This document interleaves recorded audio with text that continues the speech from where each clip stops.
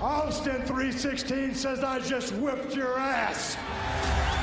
As the king of the ring, I'm serving notice to every one of the superstars. They're all on the list, and I'm fixing to start running through all of them. Steve Austin's time has come, and that's the bottom line, because Stone Cold said so. Oh, wait a minute, look at that! Cheap shot! Stone Cold Stunner! Oh, come on! There you go. Come on! Stone Cold is the best there is. As Stone Cold continued to scratch names off his superstar hit list, there was one name that had eluded Austin's sights. I'd like to use this chance to issue a challenge against one Bret the Hitman Hart. Bret Hart had been absent for the dawn of 316, and the man who had been raising hell all over WWE. If you put the letter S in front of Hitman, you've had my exact opinion of Bret Hart. I'm the best there is. I don't pay attention to a lot of talk. I'm the best there was. Especially when it comes from you. And I'm the best there ever will be. The Hitman found himself in unfamiliar territory, the crosshairs of the Texas Rattlesnake. The one thing that's been missing has been me. But the excellence of execution has never been one to back down from a challenge. In the Survivor Series, I will face Stone Cold Steve Austin.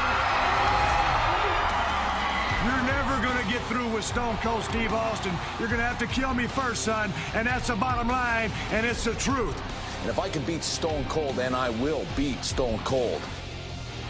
The rest is easy pickings for the Hitman. Son, if you think Stone Cold Steve Austin is a stepping stone, well, watch the first step, because it's a doozy. Will Bret Hart be able to prove once and for all that he is the best there is, the best there was, and the best there ever will be? We'll see who kicks whose ass. Or will Austin 316 stomp the Hitman into exile? You ain't got what it takes anymore. Hello, everyone, and welcome to WretroMania, a pro wrestling podcast where we romanticize and wrestle with nostalgic wrestling. I'm your host, artist, and entertainer, Coby Nida, and I'm joined as always by Jimmy Price. And together we're trying to bring you something called The Origin of Attitude. And this is a 20-year anniversary retrospective podcast on the look back at the origin of everything that came about before the Attitude Era. Absolutely, yeah. It was a revolutionary year. If you look at where they were at the beginning of '97 versus where they were at the end, it was quite a lot of change. And the last two episodes, we went back and kind of built everything that's culminating for this year, this epic year of 1997. And the goal is to catch up to the timeline of 1997, which we're shooting for. Yes, yeah, we'll be there soon. We sit here on July 11th, 7-Eleven Slurpee Day. So we're going to start at the tail end of 96 today, is that right? And then work our way up through through WrestleMania 13. Yes, indeed. And then follow it through from there and get us right up to date with the year of 1997. So the last time we left off, we talked about the four essential characters to the storyline: Vince McMahon, Shawn Micheals, Stone Cold Steve Austin, and Bret the Hitman Hart. Yes. And we traced over some things and we skimmed over some things, and I don't want to overlook some certain things that we said before. I know I had said that it was getting skimpier with Sable and Sonny and Marlena around, and we hadn't really seen that before. We kind of did in WCW at Beach Blast 92. True. Yeah, I forgot about this. There was the bikini contest, but that was kind of still, compared to what you're seeing on Raw weekly, on Raw nowadays, it's a lot skimpier. Yeah.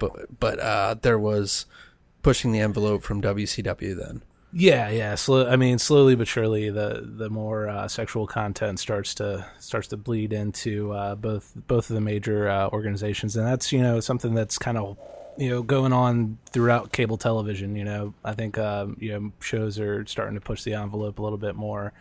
This is the era leading up to '97. You had Up All Night with Rhonda Shear. Is that her? I think so. Yeah. So there's a lot more going on. And Howard Stern is running the radio. And yeah, he's a little risque. Yeah, he's a lot of risque. Definitely. So wrestling's sort of catching up with the times here in '97. And he actually had a bizarre late night show in 1992, which is kind of weird that WCW started pushing the stuff there too. But I kind of see it as a tie-in because Turner owned his own network, so he was allowed the freedom to do that. And Raw really, Vince McMahon suffered because of that. Yeah. So in like 1994, there's an incident with Duke the Dumpster Droese where he hits Jerry the King Lawler with a dumpster, and the next week they had to apologize on TV for the incident because USA was like, no, that violence is gotta go. Yeah, but Vince was none deterred by that. He kept trying to push it. Yeah, as we would see. I mean, obviously, I think we spoke about the Pillman Has a Gun episode. That's what we're going to get to right now. That's coming in today, yeah. This is what we're diving in. Great segue. That's what I do. So, episode 180 of Raw, it's October 14th, 1996. It's Austin and Micheals. Great, undercard match. They've been working house shows for a while, but you finally get to see it on Raw. It's pretty sweet. Pretty sweet. Definitely great match. And the whole time, Brian Pillman is calling back Bret Hart. Austin is calling him out too. The next episode, 181, October 21st, 1996, Bret Hart returns.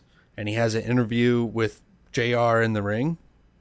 And he says he wants his, WWF title back. And he says a sad story about one of the kids dying. Do you remember this? Yeah, that was I unfortunately don't remember his name, but it was whose son was it?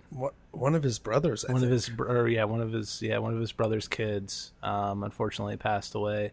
And he was very close with Tyson Kidd and Davey Boy Smith Jr. To the point where I think they had a benefit show. I've heard stories of they had a benefit show for this kid in Calgary. WWF promoted it shortly thereafter. And little Tyson and little Davey Boy Jr. had a match in front of a live paying audience, and they were maybe 12 or 13 years old. Wow. Yeah. Wow. But yeah, Bret makes mention of that in the promo, and ultimately says that he wants his legacy to stay vested with the WWF. Nice. Yeah, and he also answers the challenge of Stone Cold Steve Austin. More essential to the storyline as well. So McMahon is thank the Lord. His reaction is oh, you're going to stay. Yeah. The next week is a flashback to the Sunday Superstars, and I used to try to catch that show. Did you ever watch that? I did, yeah. I would always try to catch it. It was good. It came on in the morning, right around 10 or 11. Right, yeah. right. So that was like a Sunday morning 10 or 11 show, like you said. And there was an in-ring interview with Brian Pillman and Austin. And Austin calls out Pillman for being a little cheerleader to Bret Hart. And he kind of was. He was instigating the whole thing. And Austin also recognizes their past. And he says, I brought you to gold before. Yeah. And that's recognizing the tag team that they had that we spoke of in the prior episodes. The Hollywood Blondes. Yes, indeed. So he's acknowledging the prior companies here, and we're getting more outside the lines.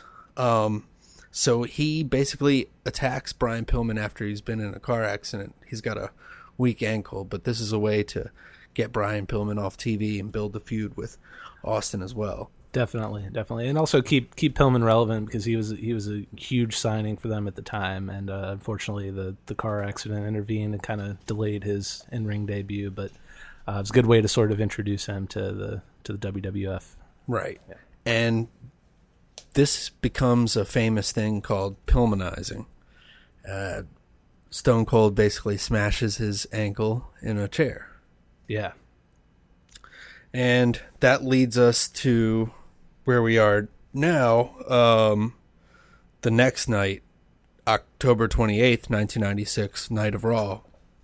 They recap what happened with Austin and Pillman, and then we have a satellite interview with Austin and Bret Hart, and we're going to take a listen to that real quick. All right.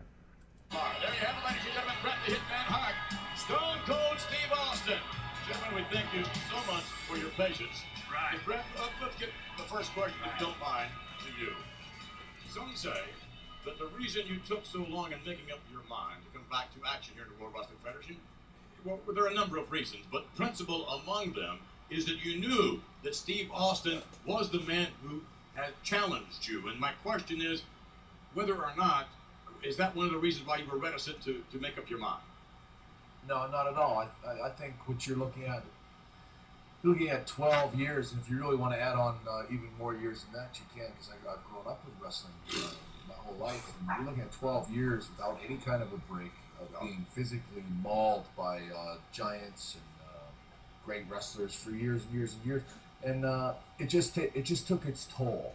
Yep. And I'll be the first one to say that Steve Austin, Stone Cold, is a great wrestler, and I knew immediately upon seeing him that I was going to be dealing with a very, very tough wrestler. But as far as he had nothing to do with my decision to step back from wrestling. Basically, loosely translated, you're saying, yes, Vince, I'm afraid Stone Cold is going to kick my ass. That's what you're saying.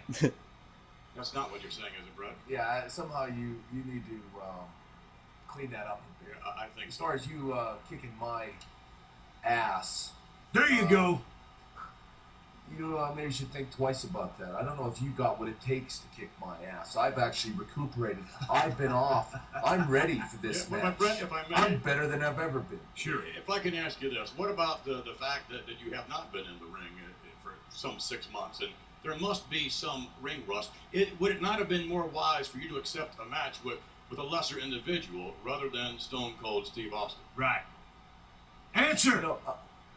I don't see it that way. I mean, sure, there might be a little ring rust. Maybe there won't be. No one's gonna know till I get in the ring how good or bad the 5 months off has affected my wrestling style. But I don't really care. I want to go in and I want to accomplish a lot of things in the World Wrestling Federation starting right now. And what better way to do it than take on Stone Cold, who I think, and I said it before on my live interview, and I'll say it again right now, is the best wrestler in the World Wrestling Federation until November 17th. But if Steve Austin defeats you, I mean, obviously this man has great confidence in himself. He would not have challenged you. He's trying to make a name for himself. This is like a gunslinger type situation where indeed you've got a reputation. He wants to live off of your reputation, and if he defeats you in Madison Square Garden, the question is then, will you continue your comeback here in the WWF? Well, I mean, that's a very likely possibility, and you know what, I've thought about that, and I'm willing to accept whatever happens in that match. You know, and if I come up short, then I'm just going to get right back up on my horse like a gunfighter, and you know. Well, see, here's the deal. Shut up. Here's the deal. Win, lose, draw, Bret. It ain't over. It ain't over. You're never going to get through with Stone Cold Steve Austin. You're going to have to kill me first, son. And that's the bottom line, and it's the truth. Win, lose, or draw, right. I will always be on your ass. Well, that's why the excellence of execution. Yeah, whatever. You wear a hood while you get assassinated. I'm the best there is, I'm the best there was, and I'm the best there ever will be, and you're going to find that out firsthand, son. Say something.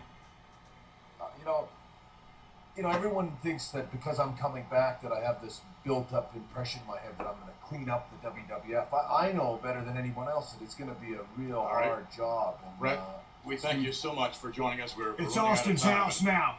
All right, thank you very much for joining us. Bret the Hitman. No. You can tell him to go kiss off, but I've been here all night, and I ain't leaving yet. And you can stop counting me down, because I done told you once, son. We got a damn problem. Hey, wait a minute. No more. That ain't gonna work. It's a production assistant. No, we ain't through that by a long shot. You don't count me down. What is this? Nobody counts me down. You want your precious motors? You think it's all fun and games for Stone Cold? It So we get that. What a segment. What a I segment. know. That's groundbreaking. Definitely. You have Austin at the tail end there. He shit cans the production assistant. I don't think I've seen that before. No, yeah. It looks like it might have been Pat Patterson. I'm not sure, but Dude goes down hard. yeah, he goes down like a sack of potatoes. But a couple things, like in watching this again. Number one, it's Stone Cold's. It's a side by side interview. Bret Hart's there via satellite. Stone Cold is on the left, just backstage, and Stone Cold's reactions throughout he's like a well of reaction gifs. Like he's just there snickering and sneering the entire time, and like just laughing off the same type of promo that Bret Hart has been doing since 1992. Yep, and he keeps trying to go back to the title and clean it up and going back to the same thing. Like they're going off on a tangent, and Austin's going off on a tangent, and he tells him to talk, and Bret just goes right back to the same old script, you know? Yep, yeah, and Austin is there to spit in the face of all of everything he's saying and everything that he represents. There's so much to this story as we get deeper. It's like Bret Hart has the same old routine, the same old thing, and everyone's tired of it, but then again, he does it so well, and it's a change that's happening as well. Exactly, yeah. It's a great story.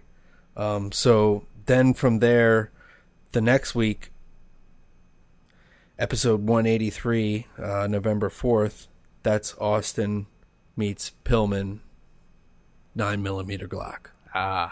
And this is crazy. Do you remember this episode? I do. I remember, not knowing what's going on. I think at that point I wasn't like shocked by seeing a gun on television, just because I'd seen shows and movies and stuff. But it's definitely a first in wrestling, and definitely like the farthest out by quite a distance that WWF has gone to at that point. I don't know if we've covered this as much. I wasn't an Austin fan. So Nor was I. Yeah. I didn't like him, and I didn't like the story of him terrorizing and being this villainous person and getting away with everything. Yeah. And I was siding with Bret more and more as this goes along. But just to see a gun in wrestling, it threw me away. Even at that age, I was like, "Whoa, what the hell?" They're like, "That's too far." Yeah, it's just it spoke to a sense of reality and drama that was just beyond anything they had done to that point. But yeah, like you, I was not a fan of Stone Cold in those early days. I was like firmly in the tank for Bret the entire time. Like, so as soon as Stone Cold shows up and starts talking shit about my guy, I'm like, no, not today. Yeah. So it's just an amazing episode where Brian Pillman is laid up at his house with a cast, and Austin comes there, and Pillman says he has a gun, and he does, and they show the gun, and the satellite feed keeps getting interrupted. Yeah. It's TV tricks and everything. Sure. Yeah. And they told the police nearby, apparently, and the police thought it was real still, because neighbors were calling, people nearby were calling. They thought it was real. And I didn't know what to think either. This was still that gray area for me where I was like, this is like odd. Why are they showing it though? Yeah. And this is, Brian Pillman's real home. This isn't like a set. This is his home in Cincinnati, where he's very well known. He's former Cincinnati Bengal, if I'm not mistaken. And so yeah, people called the cops. People thought it was real. I just felt bad for Kevin Kelly. Kevin Kelly got caught in the middle of that, and it looked like a scary situation. We heard an explosion. It's not gunshots. Yeah. An explosion. An explosion of gunpowder. Very specific. Drastic turn from the typical stories and any show that we see WWF doing. And part of the reason is because they have a new writer on their staff.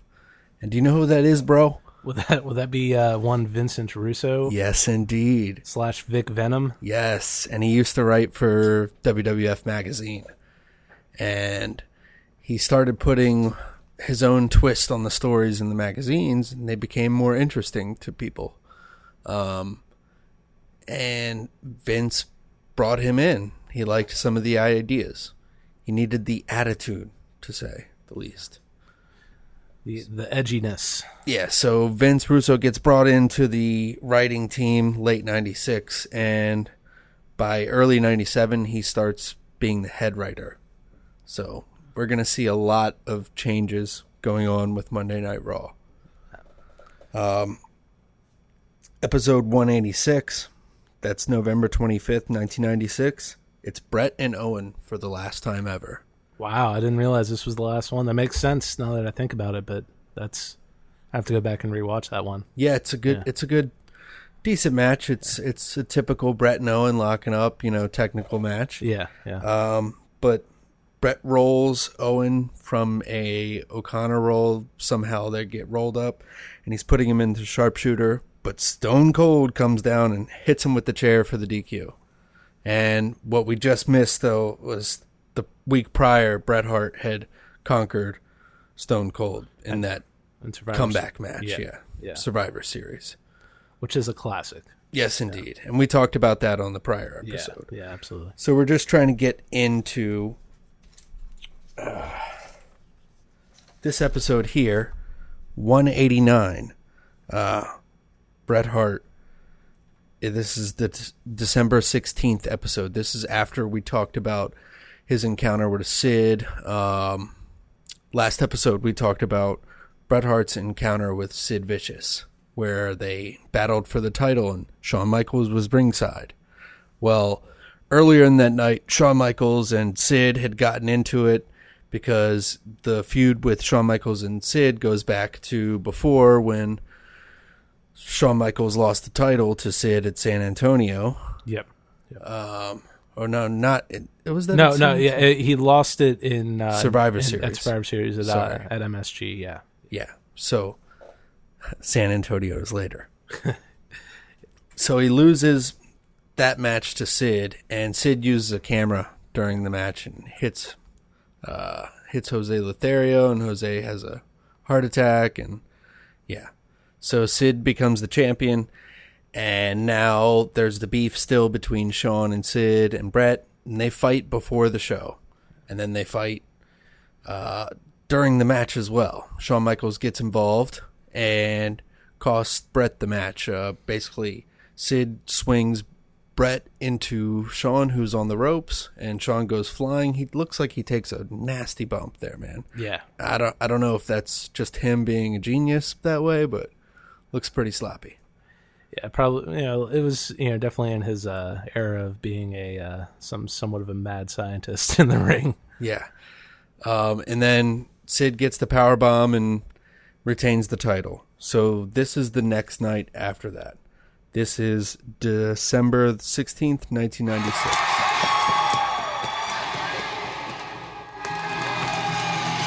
Welcome everyone to Monday Night Raw. Wait a minute, what's this? Well, it's Bret Hart.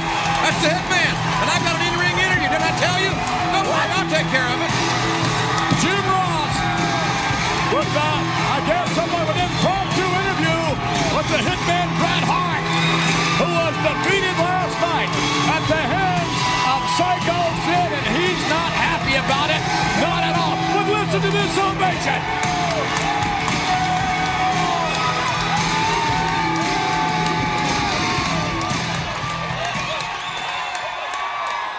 By Hitman Bret Hart.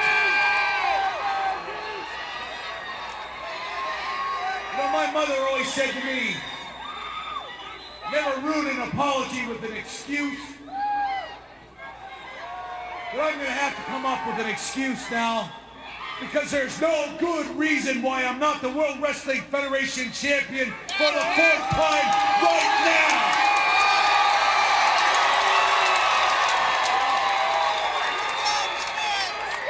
Since I came back to the World Wrestling Federation, things have changed. Things just aren't the same anymore, because you just can't tell anybody apart anymore. You don't know who your friends are, and you don't know who your enemies are. You don't know what the rules are. The problem with the World Wrestling Federation right now is there is no rules. So I want to make something very, very clear. Shawn Michaels, Stone Cold Steve Austin, Psycho Sid,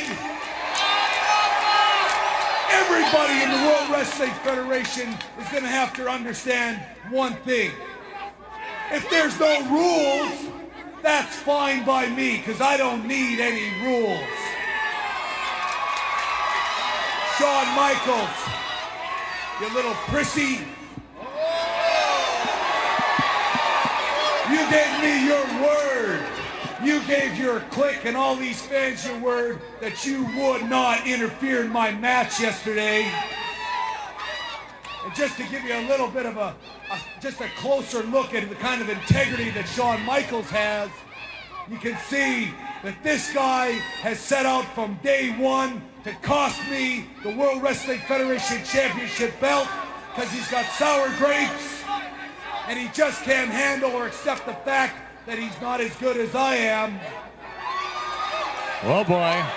So, Shawn Michaels, Psycho Sid, Stone Cold, everybody else, that's all fine by me because there is no rules. And I will do absolutely anything and everything to get right back on top. And with some reluctance, I announce my candidacy for the Royal Rumble. I'll be in the Royal Rumble, and I feel sorry for the other 29 guys, because they're all in trouble. And now I'm going to go outside here, and I'm going to do just like Shawn Michaels did. I'm going to call it just straight down the line. I'm going to be a nice, regular announcer.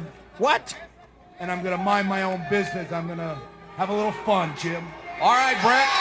Wait a minute. I don't know what he means by that, but here comes the Hitman Bret Hart over here to the announced position. You better wait a minute. Confused there, King. So basically, after that, Vader and Stone Cold match is next, but Bret is ringside for it, and Bret just snaps and goes wild on Stone Cold, and they have to separate him. And he does get that mixed reaction, like you're talking about. The crowd is like not sure what to think. And the commentary of what he was just saying was basically, you don't know what is going on now. There is no rules. Right. And it's the commentary for what's going on in WWF. Like right now they're stretching things a lot more. You're getting more of that ECW tone, and we're getting more of shades of gray characters that Vince Russo loves to write. Definitely. Yeah. And so that goes on. Later in the episode, standing by is Shawn Michaels, and he talks about Bret crying and whining. This will become a frequent thing, but there was a commercial that struck me. Yeah. WWF Full Metal. Do you remember that? I do, yeah. That was just a compilation of some choice metal nugs, if I'm not mistaken. It wasn't like entrance music. Yes, indeed. Yeah, the greatest. I like that one the most. Back to the Shawn thing. Sorry, Shawn says there's no excuse. He can explain every intimate detail of his life, unlike Bret Hart or some other people.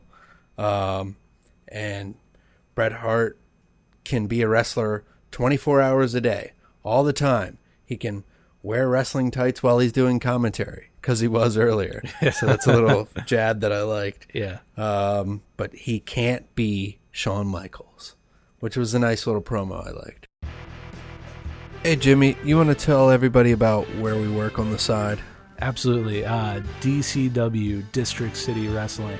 And Jimmy, you're a commentator announcer there? Yeah, I could call myself the voice of DCW if I was really feeling good about myself. There you go. I like it. You've got a hand in it as well. Yes, I do. I do some production media there, and I also wrestle. But check us out. You can find us on Facebook at District City Wrestling, or you can find us on Instagram at official DCW, or Twitter at official DCW. Check us out. Let us know what you think. Hey guys, if you're into reading about pro wrestling and fans' perspective and fans' journey, check out my buddy Dan's zine. It's called Hot Tag, and he gets into his journey as a fan, and as well as bringing in some of his friends. I wrote a piece for the third issue, so he has that. Check it out. It's at hottag.bigcartel.com. It's good stuff. Get into it.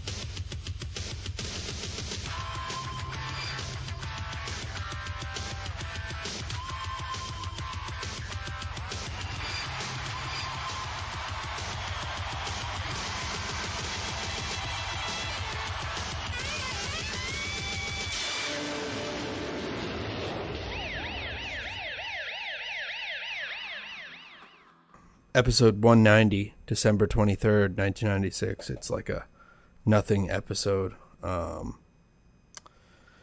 Basically, the only thing that's going on is the Sid and Shawn build up for their match at Royal Rumble. Yeah. In San Antonio, Shawn Michaels' hometown. And we keep getting Vince saying, "Everybody's got an attitude." He's building that phrase, attitude, over and over throughout this episode. Yeah, the seeds are being planted. Yes, indeed. The main event is Bret versus the fake Razor.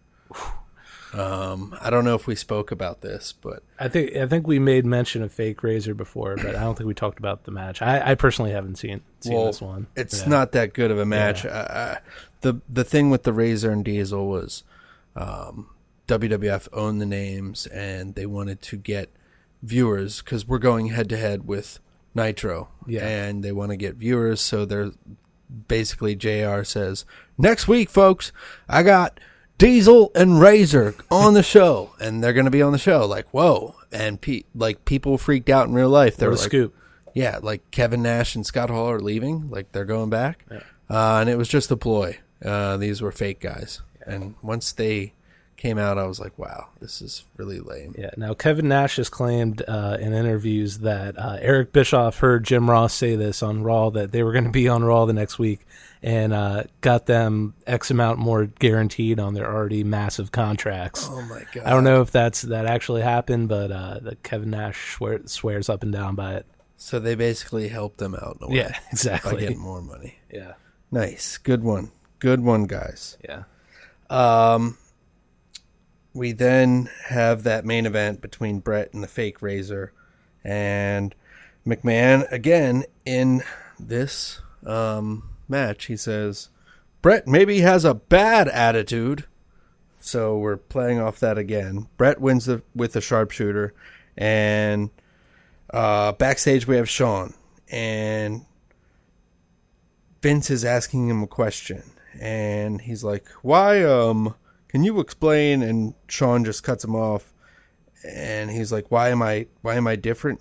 And then Vince says, "Yes, why is your attitude different?" And Shawn says, "So you're saying I'm different from the rest?" And this is basically like, I'm different, I'm the best, yada yada. Special. Yeah. So he's getting treated special too. We'll see how much more special he gets as the Royal Rumble and everything goes on. Next episode, Raw 191, December 30th, 1996. This is an amazing intro. Both superstars, both legends, both beloved, but not by each other. Months of verbal attacks have brought their animosity to a head.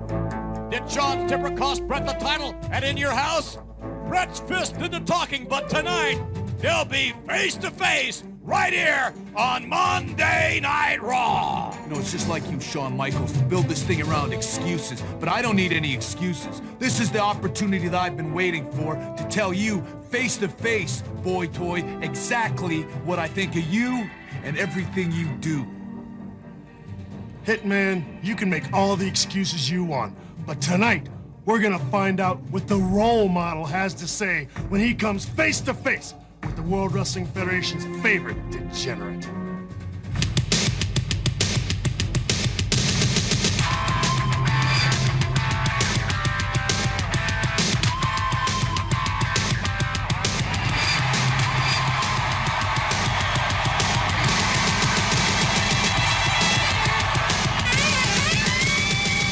So, best Raw intro. Yeah, interesting stuff there with Shawn Michaels saying degenerate. Yeah, like way before DX, like again, and solid 8 or 9 months before. Yep, and it's because prior comments from Bret Hart calling him a degenerate. He didn't like the way he was, and that's why we have this battle between them. They don't like their lifestyles, but Shawn Michaels keeps claiming that Bret's a hypocrite. Yeah. And Bret Hart is claiming to be a role model. Yeah. And at this point, I think this is all still, I think Bret is still under the impression, or probably Vince is too, the plan is to have the rematch of WrestleMania 13. Yeah, it looks like this direction. The show's production was phenomenal at the beginning there. It was like just a portrait of each of them side, like one facing the left, one facing the right, but in different scenarios. Yeah. It was their production team has always been top notch. Yeah, this is where it really starts to get good. They just put a whole lot more effort into it. As WCW's production was always, quality was always good because they had the money for the equipment. Yeah. Not necessarily the best content. Yeah. It's pretty cheesy. And Raw made it good. Let's find this middle interview segment that's big between Shawn and Bret. Ladies and gentlemen, as we prepare for this face-to-face interview, please welcome the Heartbreak Kid, Shawn Michaels. You may not like him because of his long hair. You may not like him because the chicks dig him. You may not like him because he has a pierced navel of all things, ladies and gentlemen. The one thing you have to like about this young man is when he steps into the ring, he'll give you everything he possibly has. Yes, unquestionably, we have stated many times before, give it to him. One of the most charismatic, if not the most charismatic, unquestionably one of the most athletic, if not most athletic individual ever to wear the World Wrestling Federation Championship belt, and he wants to wear it again. Shawn Michaels on his way to the Royal Rumble to lock up with Psycho Sid before his hometown of San Antonio, Texas. The Alamo Dome gets set for Shawn Michaels. Yeah!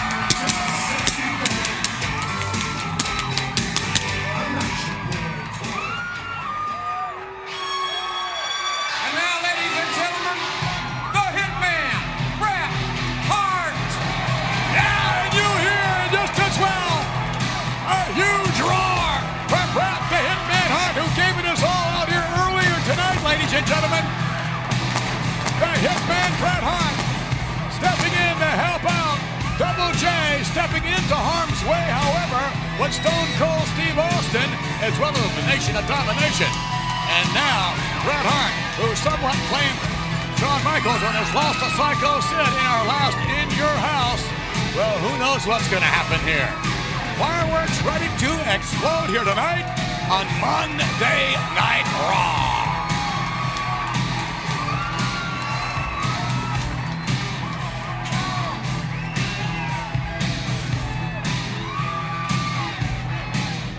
Let's see what JR can do. Notwithstanding, Shawn, your opportunity to regain the WWF title at the Royal Rumble. Thank you.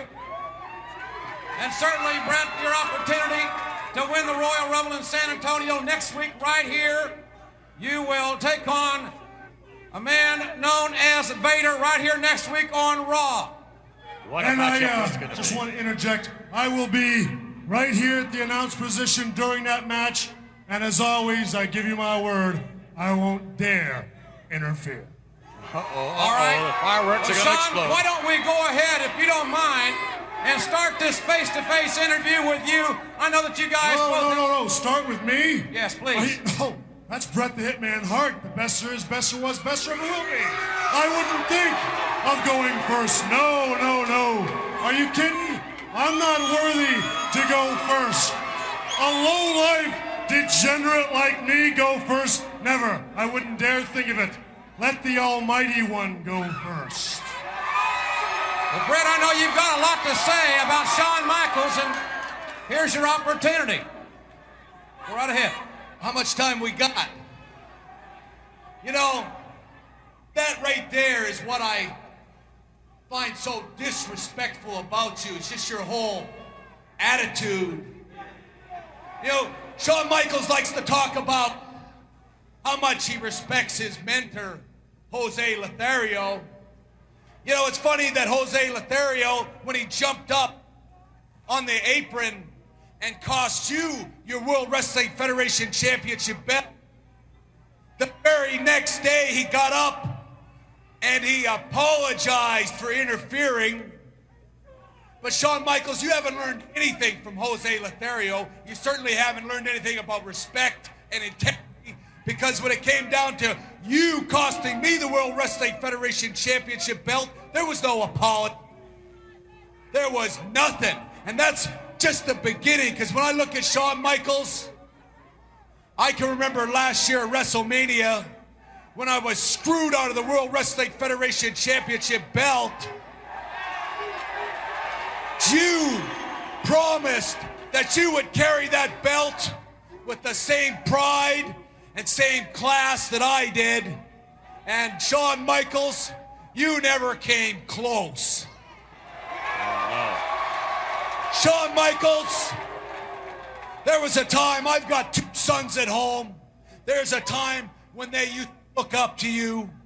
My little boy used to wear your... But you know what? Bottom of the barrel, when you found yourself posing in Playgirl magazine, you know, I don't even think girls buy that magazine.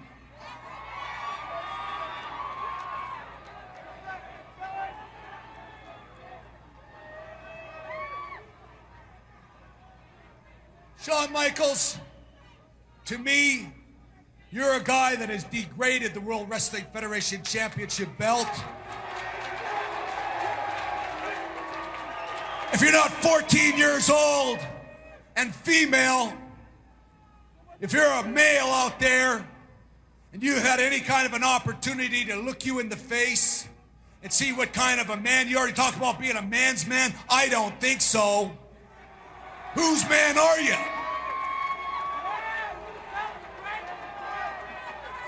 Shawn Michaels, you've cost me the World Wrestling Federation Championship belt. And for the longest time, I've sat back and watched on TV and seen what you've done to the World Wrestling Federation. And I look at you as a guy that has no class. You're a disgrace. And I welcome the opportunity, because sooner or later, brother, you and me are going to step in the ring, whether there's a title on the line or not. And I can promise you that all the dancing in the world will not save you. And I will kick your ass. And you want to know why? You want to know why? 'Cause I can.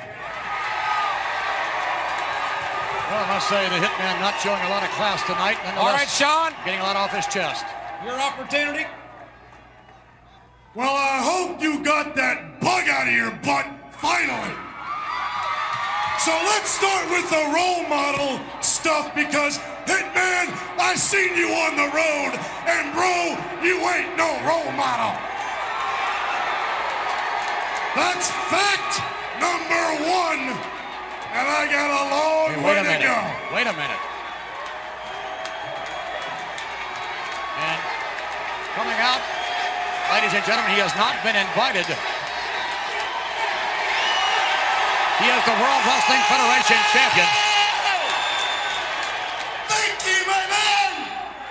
See, first of all, there's a lot of things being said out here, but I have played the game with you, and I have played the game with you, and you both have lost, and you're talking about my title, and what I want is some real competition. Something's going to explode here, and So Sid comes out and interrupts that, but it was getting heated. Very heated, and you can just see the difference from the interview that we listened in on earlier between him and Austin, where Austin says he's gonna kick his ass, and like Bret hesitates and doesn't even want to like use the word ass, and like now he's out here, he's referencing Shawn's Playgirl shoot, he's screaming at the top of his lungs that he's gonna kick Shawn's ass, so you could see like. It goes back to what he said. There is no rule, so you can see that evolution in his character on full display in this interview. And I think Bret is a lot of the catalyst for this. He's the character of the old regime, and they're playing off these new characters like Stone Cold, like Bret, like Shawn Michaels, other things like that to play off of Bret, the old. You know, they're bouncing the new off the old. Yeah. It's interesting in a way. I really feel that this whole thing was...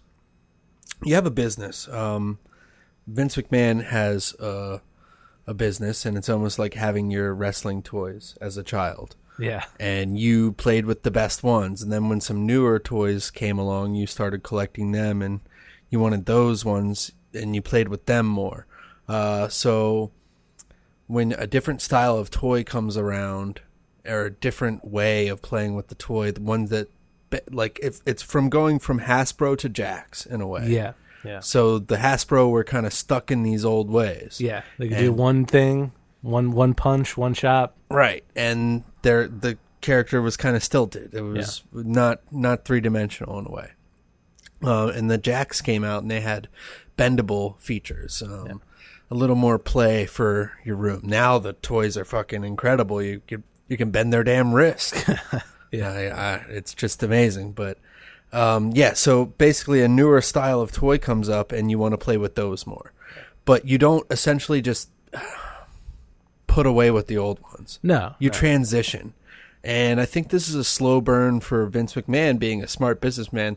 This is a year to too long, maybe even 3 years, from 1995 till 1997, rebranding his business and changing it to that attitude and the shades of gray.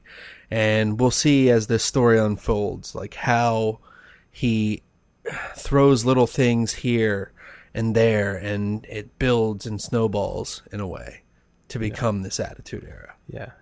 I think it's safe to say that Vince is the only one who knows exactly where this is going. Yes, exactly. And it's because it's his toys. Exactly. It's his toy chest. Yeah. And it's amazing. Yeah. And Ted Turner is buying all the toys for Eric Bischoff, but he doesn't really have a say in all his toys. Right, yeah. His toys kind of have a little bit more creative control. His toys are coming to life. It's like imagine your toy deciding the end. Yeah. I'm not going to do the job, brother. Hey, I went out under the ropes, brother. I didn't get thrown out over. Macho Man, you may have won the title, but brother, that's mine. Why is G.I. Joe here? Yeah. The worst. So that's just a little metaphor that I had thought of, and it rings true. So we're moving on. Episode 192 of Raw. This is January 6th, and it's basically a nothing episode. Bret versus Vader. Yeah. And Vader gets the win because Stone Cold interferes. Shawn Michaels is on commentary. And, of course, Shawn Michaels brings up the Bret said he got screwed out of the title at WrestleMania 12. Well, somebody had to lose. And it's kind of like a foreshadowing of later on down the road of somebody doesn't want to do the job for somebody. Yep. Then we have episode 193, January 13th, 97. This is a nothing show again. A lot of those back then. Yeah, they were taped. Explain what happens. So, so they would tape, and a lot of companies, your Ring of Honors will still, if they're doing television tapings, TNA, or Global Force Wrestling, If they're doing a TV taping, they're going to tape more than one episode, for the show, so they could get multiple weeks of TV out of only renting the building and, paying everybody for one night. So back then, WWF was known to tape up to a solid month worth of TV at one taping. So, and this is before they switched to 2 hours as well. So it's a 1 hour show. Right. So a lot of weeks, you're getting you're getting some mid card matches, maybe a promo here, but definitely not as much going on. Yeah, and they space it out. It's the way they kind of break it up is like the main event guys who have an angle on the first hour of the taping, they'll come out and shoot their promos. The second hour, they'll kind of like either have a commentary or something. The third hour, there'll be one of them will be featured in a match maybe. Yeah. And then the fourth hour, like one will interfere in the other one's match. Yeah, exactly. So then they can break that up into weeks to build up to the pay-per-view. It's smart TV. It is, yeah. But it's getting old at this time because Nitro's live. Yeah. And it feels fresher, even though it's not that great. Yeah, just the you can't match the atmosphere of live television. Yeah, it feels so good, and even now WWE feels great live, even though it's a bunch of filler shit. But. Yeah. Well, I mean, I think the 3 hours. I think 1 hour is not enough. 3 hours is way too much. I think that 2 hour mark is a happy median for. I'm telling you though, watching these Raws back, man, I love the hour-long format. Yeah, it's so satisfying. Yeah, and I'll let you know when they change because it's coming up soon. But they drag on for a little bit. It's not necessary with the roster that they had. I mean, if you enhance the roster a little bit more, but then you're kind of like, I don't know. I'm an old head in that way where I prefer the kind of smaller roster or more diverse roster to where you can split it up like the NXT in a way. Yeah, NXT does that really well now. Yeah, and I think that's what comes from Hunter being in WCW because they did that as well back in the mid-90s. Yep, WCW Saturday night, 6:05 p.m. Yep.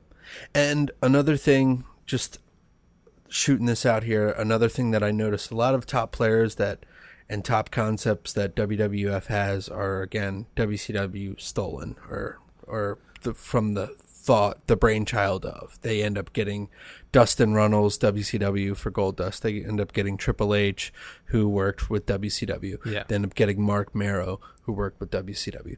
They end up getting Mankind, who worked with WCW. Vader. WCW. Yeah. We're getting a lot of these WCW-influenced people coming in. And J.J. Dillon also is working with them, but he will soon leave and go to WCW for a bigger payoff. Yeah.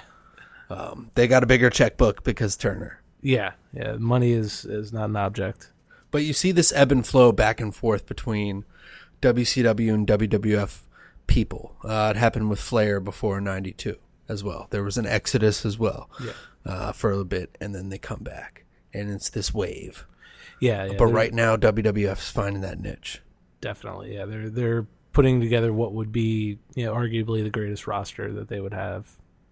Yep. The episode 193, January 13th. This is before the Royal Rumble, and it's a nothing event. So now we're at the Royal Rumble. Yes. Oh, yes. At the Alamo Dome. Yes, indeed. Yeah. It is huge there. Yeah. Which is where they had this year's Rumble, which I thought was really cool. 20 years later to run that same building. I didn't even know it was still... I would have thought that they had torn it down by now, but it looked great at this year's Rumble, I thought. Oh, yeah. Did you like this year's Rumble? I did. The Rumble match kind of... everybody was waiting for that big surprise entrant at number 30, and they swerved us with Reigns. But it was all right. It was a little predictable for my taste, the Rumble match, but the undercard was great. And Cena versus AJ is probably still my match of the year for WWE this year. Yeah, So far, so far. Wow, nice. Yeah. I liked it a lot, and that is a great match. I wish they would have done Mania in some way. Yeah. All right, off topic. So, the Royal Rumble is here. It's a grandiose event. Yeah, and to get back to the Alamo Dome real quick, they wanted to have this big homecoming for Shawn. They thought they could sell out the Alamo Dome with it being in San Antonio, his hometown. So they come pretty close. They end up with, these are Jim Cornette's numbers that I was looking into earlier. Okay. So the Alamo Dome for a wrestling show, I think it can hold up to 70. They end up with 60,000 plus in attendance, but like over 12,000 of those are just given away. Wow. So they're struggling. They're giving away tickets to get it filled, but it ends up looking all right. And at the end of the day, selling 47,000 plus tickets. I mean, they were cheap seats too. They're pretty low. But in an era where they're running Raws where they're struggling to get like 5,000-6,000 people in a small arena, it was a pretty good business for them. Just a quick tidbit before on the Raw where they're building up. Psycho Sid is in the empty arena saying, Shawn Michaels, your friends and family are gonna be over there, and Jose is gonna bring all his Mexicans. I was like, oh no, Sid. I meant it like, he's gonna bring his Mexican people, but it just came off really bad. Yeah. Sid. Never was the best promo. So the arena is packed with Mexicans right now. All of Jose's Mexicans. Yes. And the Royal Rumble match, it's awesome. We start off with Ahmed and Crush. Yes. And that's the feud that's going on. It's Ahmed against the Nation of Domination. Yeah. And that's kind of breaking the barriers too with TV and racy stuff because Farouk. Yeah, they're representative of the Nation of Islam. Yes, exactly. Yeah, I was searching for that, and so it's getting into some racial tension, which we'll see as we move on through this year is going to go just completely over the top. You're going to end up eventually with a gang war between a few factions. But yeah, it was definitely a daring storyline and in the vein of what they were trying to do back then. Yeah. So Farouk starts this Nation of Domination. And you will know that when they say Promised Land, they mean Farouk. And he gets Crush, who was from Demolition before. Yeah. And he went to jail for, I guess, possession. And now he's come back with this gimmick of tattoo on the head. And I kept thinking when I was younger, I was like, that has got to be real. Crush looks so different, too. He looked like he wasn't hitting the juice anymore. Yeah. Well, let's not forget too. Between Demolition and this, he was Kona Crush. Yes, where he was like just a white face Hawaiian, baby face, with like this like ridiculous blonde mullet. Yeah. So so for him to show up back on the scene, he's got dreadlocks. Yep. He's definitely looking a lot different. And to your point, definitely a lot smaller. Yeah, and Gene. Canadian tuxedo and boots and a black glove, and he's got the Hart punch as a finisher. So he's with the Nation. They're fighting Savio Vega right now, but eventually Savio Vega will join. Anyhow, that's the beginning of the Royal Rumble. But then we're rolling on the fifth entrant, Stone Cold Steve Austin. And he is whooping ass. Yeah, he has quite a run in this match. You got some numbers there? I don't. Okay, he in this match will go on to eliminate 10 people, which at the time was a record. And he lasts, all in all, I mean, somewhat unscrupulously towards the end, but all in all, he ends up with 45 minutes and 7 seconds, which is not the longest, but again, just definitely like a very, I would say, another breakout performance in a string of breakout performances. Yeah, he eliminates Phineas Godwin, Bart Gunn, Jake Roberts, Owen Hart, and Mark Marrow, Savio Vega, Jesse James, and not to spoil it, Bret Hart. Yeah. So Vader, The Undertaker, he eliminates big these names. guys. Yeah. Basically, going through the match, he's eliminating a lot of people. He's showing off. He's sitting there checking the time on his watch that doesn't exist. Yeah. And just waiting for the next opponent and then throwing him out. And he's whipping some ass and he's being cocky, and then all of a sudden guitar. That sounded like a cat. Guitar screeches and Bret Hart comes out, and Stone Cold gives one of the all-time great pro wrestling reactions. He's doing the watch bit, as you mentioned, and then as soon as he hears Bret's music hit, he looks up and just like this look of like fear and amazement that is like one of my favorite Stone Cold reactions. Yes, indeed. He puts it's like the Home Alone. Yeah, exactly. Like, Yeah. Too much aftershave. Yeah. Wait, I just thought of something beautiful. Bret the Catman Hart. Bret the Cat- It just starts off with ding, ding, ding, ding. Oh, book it. Yes, please. So, Bret and him are going toe to toe, and then the crowd is going wild for this, man. They're going crazy, and eventually, other competitors come in. They throw them out. They're still battling. Undertaker, Vader's in there. Fake fucking Diesel's in there. Yeah. I confirmed this. Yeah. Referees are attending to the onslaught going on outside between I believe it was Mankind and Terry Funk, who makes his first appearance in forever in WWF. yeah, he's got a healthy horse now. Yeah. And so him and Mankind are, continuing their storied feud, and they're brawling on the outside. The refs, for some reason, all of the refs go to break them up, and nobody's looking at the ring. And while they're distracted, Stone Cold is eliminated by Bret Hart. But being the rattlesnake he is, he rolls right back into the ring, and the refs are none the wiser. Yep. And from there, tosses out Undertaker, Vader, and then toss out fake Diesel gets tossed out too, somewhere within there, and then tosses out Bret Hart and is declared the winner. And Bret is pissed. Yeah, this is bullshit. Screwed yet again. Yes, and everyone's like, "What? Like the reaction is great because you didn't think it was legit."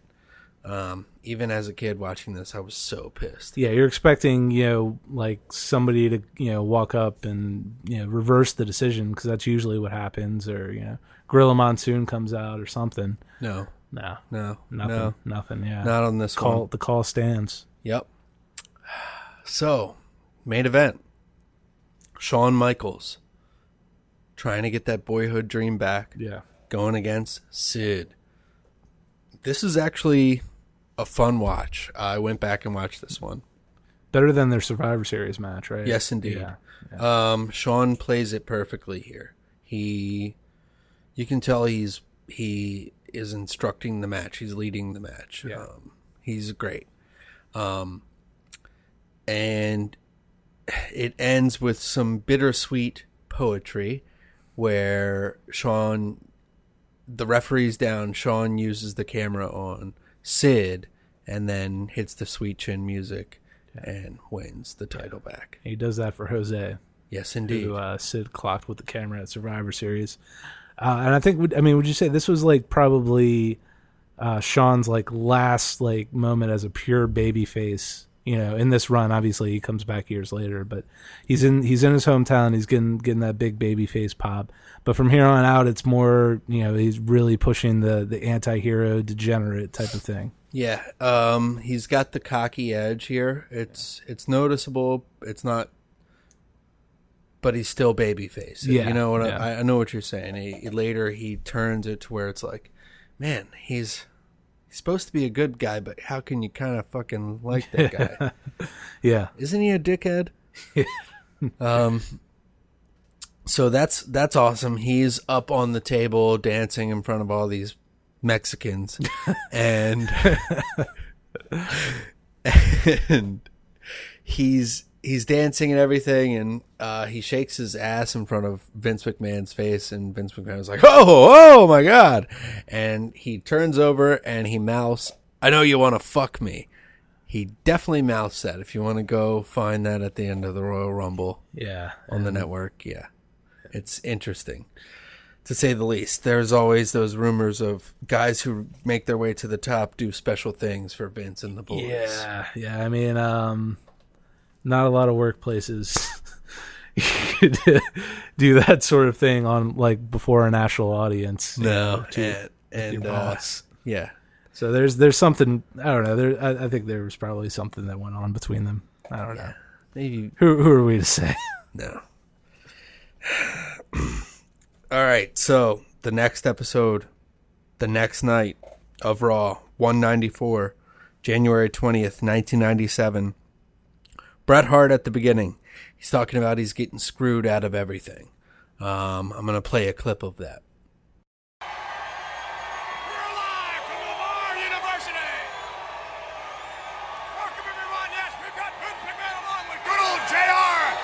Jerry the King Lawler, and some really big news here tonight. Well, we've got all kinds of controversy. Gorilla Monsoon's going to make a major announcement. But what about this matchup? The Undertaker King and Stone Cold Steve Austin one-on-one. Well, that's because of Psycho Sid, as you well know, having a slight concussion, knocked out of action due to Shawn Michaels. He will be back this Wednesday, however. Everybody's talking about controversy at the Royal Rumble. Wait a minute, we've got Bret Hart. Bret. Something I gotta say. What's he doing out here? What's he doing out here? Something I gotta say, and there's something I gotta say to you.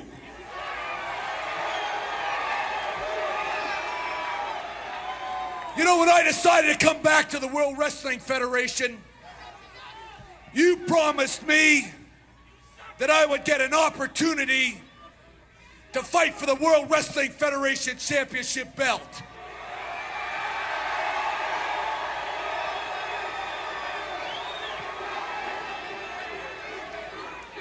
You put me in the ring with Stone Cold Steve Austin and said that if I could beat Stone Cold Steve Austin, that I would be the #1 contender for the World Wrestling Federation Championship belt. Now, don't you think it's just a little bit convenient that for some stupid reason Shawn Michaels finds himself out at ringside announcing in my World Championship match with Psycho Sid? I don't think it was any kind of a coincidence either. So Shawn Michaels jumps up and sticks his nose in my business and cost me the World Wrestling Federation Championship belt with blatant interference. The boy toy cost me the championship, and they go, oh, that's okay. Don't worry about it, because now you can go in the Royal Rumble and you only have to fight 29 other guys, and then you'll get your opportunity for the World Wrestling Federation Championship belt. So I went in the ring, and it's very, very clear to me that I won the Royal Rumble, and I should be getting a World Wrestling Federation Championship belt.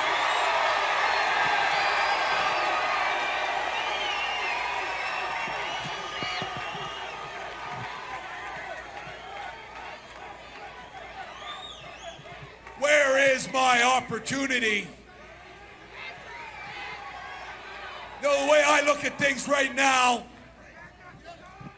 I've been screwed by Shawn Michaels, the boy toy. I've been screwed by Stone Cold Steve Austin. I've been screwed by the World Wrestling Federation. And I've been screwed by you.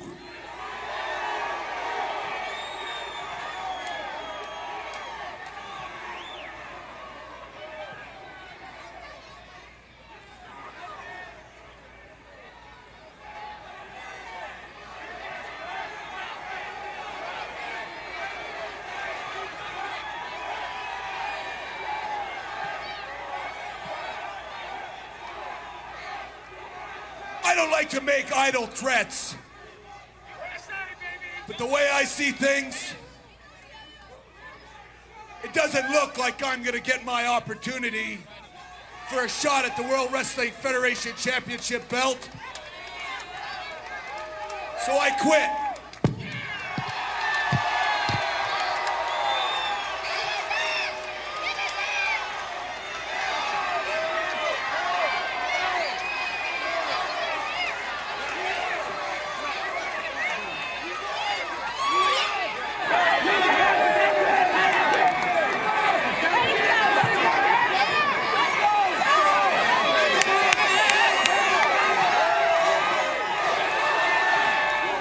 So he says he quits here. So he doesn't get what he wants. He quits. And they're like, oh, my God. But later, Gorilla Monsoon comes back, and he's like, well, yeah, this wasn't right, but it'll go down in the history books that the last man, the referee's decision is final. The last man in the ring, the actual winner was Stone Cold Steve Austin. Yeah. So he's going to make a most interesting match. And this is awesome because this is the first time I had ever heard of anything like this before for my wrestling fandom. Yeah, me too. It's a Final Four match. Yeah. Not timely with my March for the Final Four. No, jumping the gun a little bit, but we're in January. It's okay. The yeah. pay-per-views in February. Yeah. It's for the In Your House, which will be aptly titled Final Four. And it's going to be the Final Four guys in there. It's going to be Stone Cold, Bret Hart, Fake Diesel. It's like, sorry, fucking Fake Diesel was in there, man. I was confused as a child. I was like, no. They're really going to screw around with this? All right. Okay. Do you think there was like a section of like hardcore Fake Diesel fans who are still up in arms about this? Yeah, you know what they said? Wrestling is fucking fake. They're probably really mad though. But eventually Fake Diesel gets his way with being Kane. Yeah, it worked out all right for old Glenn. Yes. He might be mayor soon. Yeah, fake politician. Those are big now. So the Final Four is going to be Stone Cold Steve Austin, Bret Hart, Vader, and The Undertaker. And that's going to be for the #1 contendership. Yes. Oh, my God. Yes. So next week, episode 195, January 27th, 1997, WWF champion Shawn Micheals is out, and he's talking about his attitude. And he has a match at Thursday Raw Thursday. Don't forget that name, Thursday Raw Thursday, because they say it 1,000 times in that episode. Don't forget. Thursday Raw Thursday. Don't tune in Monday. And Raw was going through this thing with USA Network where if they would have the dog show or something like tennis. It was usually the dog show. I hated the dog show. I still hold a grudge against it because it would, I think they were starting to move away from it at this point, but in the mid 90s, Raw would be off for like 3 weeks and there would be no Raw and there would just be a bunch of no warning either. Yeah, no, just a bunch of stupid, because there's a bunch of stupid dogs, That's kind of what propelled me to even watch WCW even more though. Yeah. Because Raw was being inconsistent. We would have the boring shit from, like what we talked about from the tapings. We would have a boring episode, and then we would have an episode missed. So there was no consistency. So I was like, man, WCW. But Bret Hart was still keeping me latched on. Oh, yeah, me too. So Thursday Raw Thursday coming up. And they're talking about basically the match building is going to be Psycho Sid against Shawn Micheals at Thursday Raw Thursday, the rematch. Yeah. And McMahon calls out Bret Hart during this in-ring interview, and Bret comes down and runs down Shawn, and he says he wants Shawn at Mania, and he doesn't want him getting hurt in the meanwhile. He actually says that phrase. So we get that little interaction there that's interesting, heating up. Yep. Next week, 196, February 3rd, 1997, the Royal Rumble recap. It's basically showing what happened during the Royal Rumble, clips from the Royal Rumble. That was pretty cool. I remember that episode vividly because I was like, I didn't get the tape yet at the time, so I was like, this is your first look at it. Yeah, let me see what's going on. Segments here. Shows the ending of the Royal Rumble, and then we have a Vader and Stone Cold match, but Bret Hart jumps in before the match even happens. So we're getting that feud still, like Austin and Bret going at it. Now the infamous Thursday Raw Thursday. This is February 13th, 1997. McMahon says tonight, Shawn Micheals will vacate the WWF Championship. I remember watching this episode too. Yeah.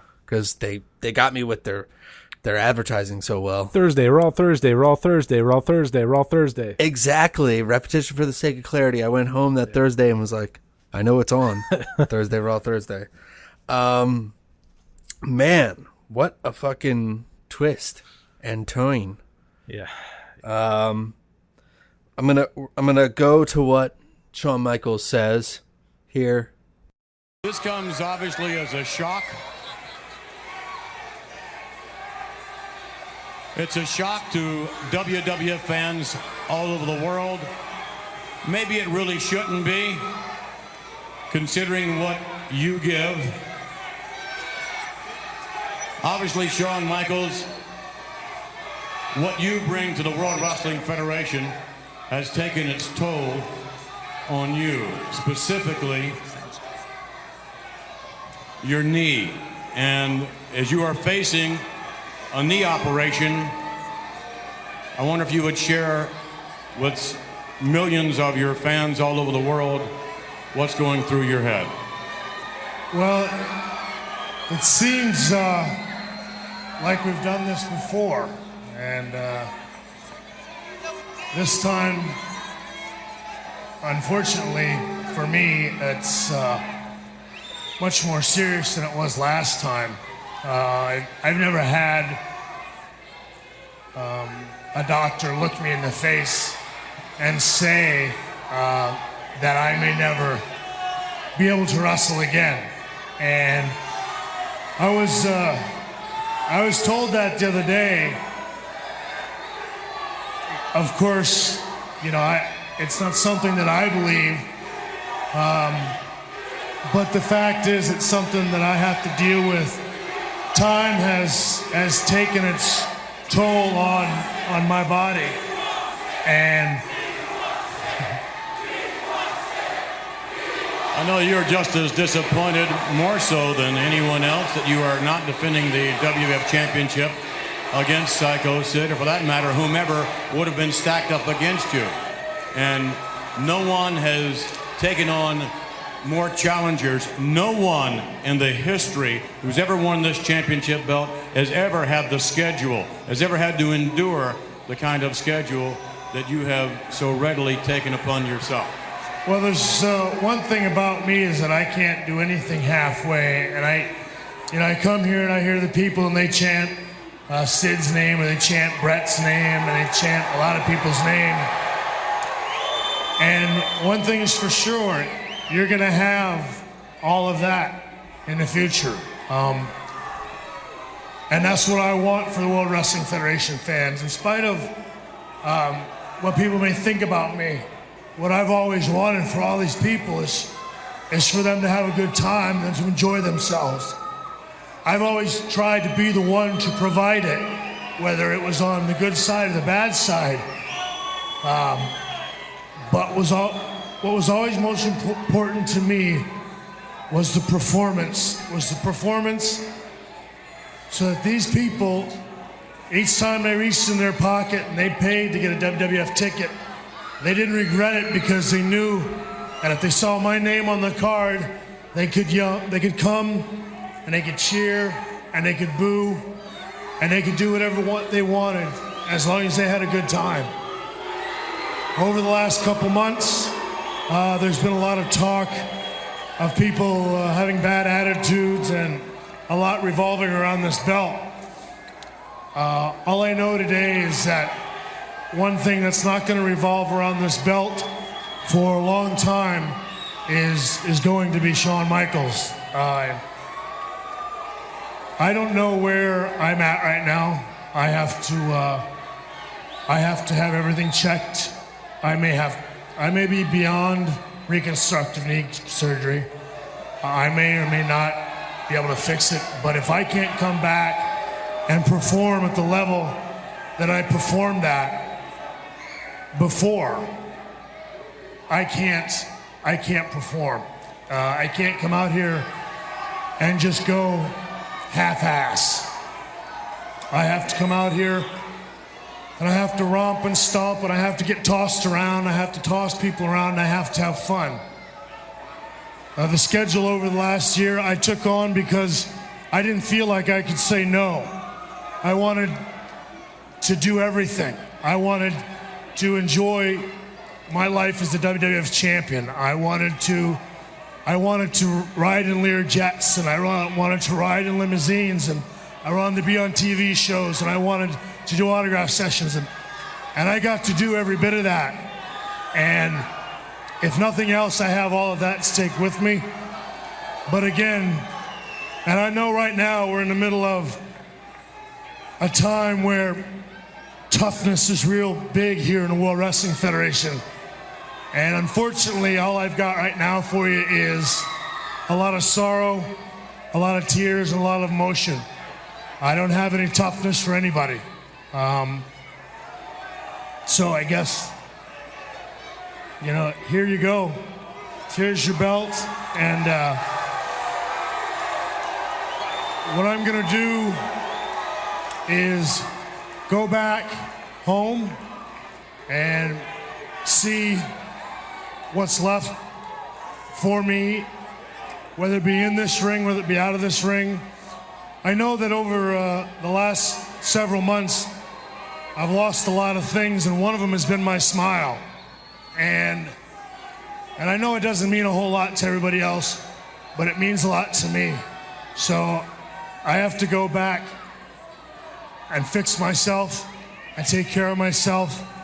And I have to go back and I have to find my smile, because somewhere along the line, I lost it. And I don't care, really. I don't care if it's unpopular. I don't care if people want to make fun of me because I'm an emotional guy. But this is all I've ever wanted to do. And over the last year, I got to do it. And whether you like me or not, I just want to tell you that last year was the most wonderful year of my life. And if I never get to do it again, it'll be okay, because I got to live one full year as being the number one guy in this business. And it was the single most greatest year of my life. And I have you to thank, and I have everybody here to thank. And it means a lot to me. And I'm going to go home now. Okay? Ladies and gentlemen, Shawn Micheals!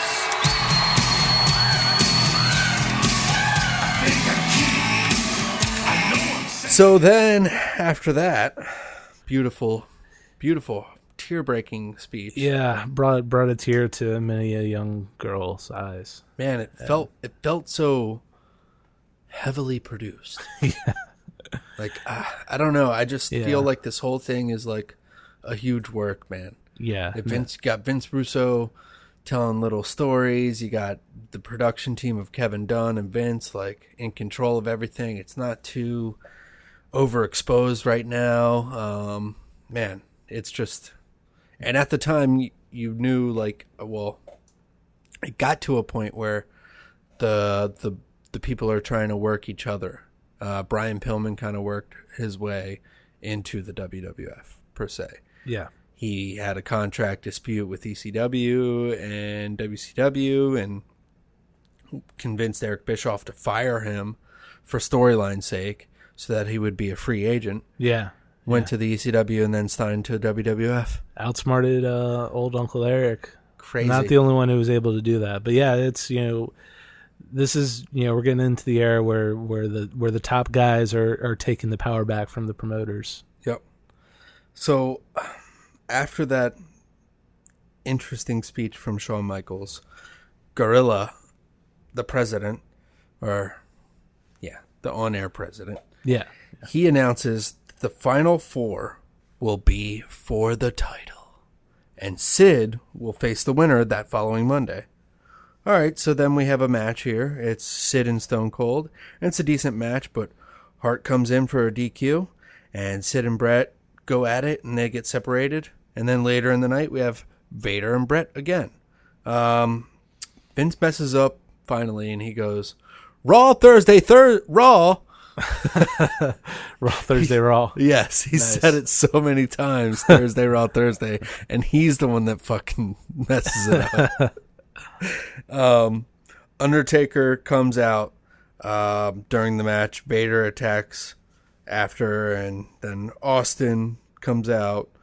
And then they go to a commercial, and then we have a Western Union rewind where it's Rocky Maivia rolling up Triple H for the IC title. Man. Wow, that happened earlier in the night. Yeah, well, what a future those two had in front of them. Yeah, and I forgot to mention this Thursday, Raw Thursday.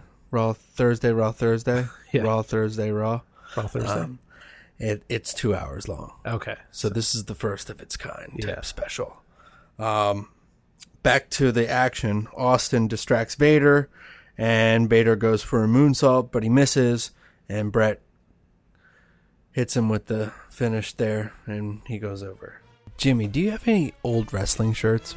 You know, when I was a young man, I had a bunch of very terrifically 90s wrestling t-shirts. I had one Kane shirt that was long sleeves, and it was particularly just terrible. But sometimes I wish I could find some of those old ones, you know? So do I. I had the Kevin Nash. He had the backwards Tupac bandana. That was too sweet. But I do know this awesome place. It's called the SavageStash.com. It's your wheeler and dealer for the best vintage wrestling shirts, merch, and everything in between. The absolute cream of the crop. Yeah. The Savage Stash. The Savage Stash. SavageStash.com. Newest thing I got was the fanny pack, man. It's awesome. It's neon orange, and then there's a neon green one. What more can you ask for? It's got the logo that says the Savage Stash. Put all your good stash elements in there. Yeah, everybody's holding on to one of these. I've seen pictures with Okada holding a Savage Stash fanny pack. Kenny Omega, possibly? Yes. Wow. Oh my goodness. So good. Do yourself Crazy. a favor. Buy the fanny pack. Yes. Go on there, thesavagestash.com. It's the cream of the crop. Yeah, dig it.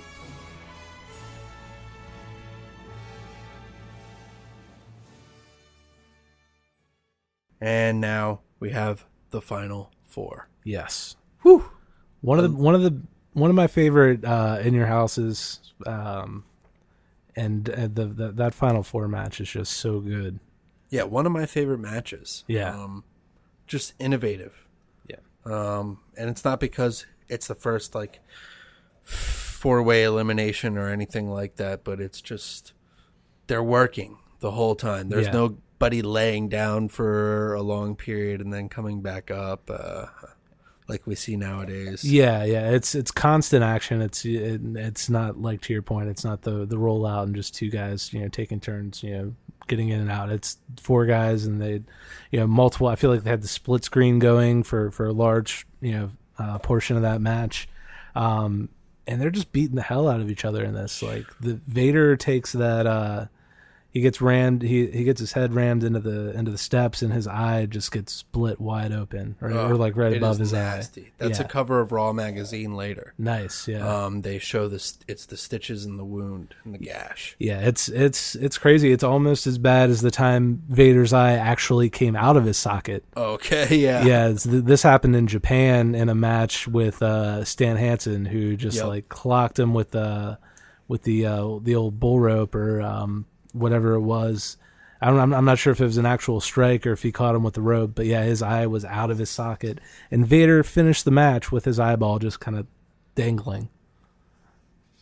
It's crazy. Yeah, but yeah, that eye injury is almost on par with that. The eye was still in there, but there was just so much blood. Yeah, he's one tough son of a bitch. He is. Interestingly enough, this Final Four is In Your House 13, which plays into WrestleMania 13. Directly preceding, yeah, that's an interesting. Yeah, so messy match, like you said, the blood. Undertaker's down. Vader tries to hit him with a Vader salt, and he misses. But Hart puts Austin to a fireman carry and throws him over the top rope, which eliminates him from the match because this is top rope elimination. Yeah, it's still carrying over from the Rumble, which was an interesting wrinkle. But they, within the first 5 minutes, they, are rolling out underneath the bottom rope, and you get a good amount of brawling on the outside too. Yep.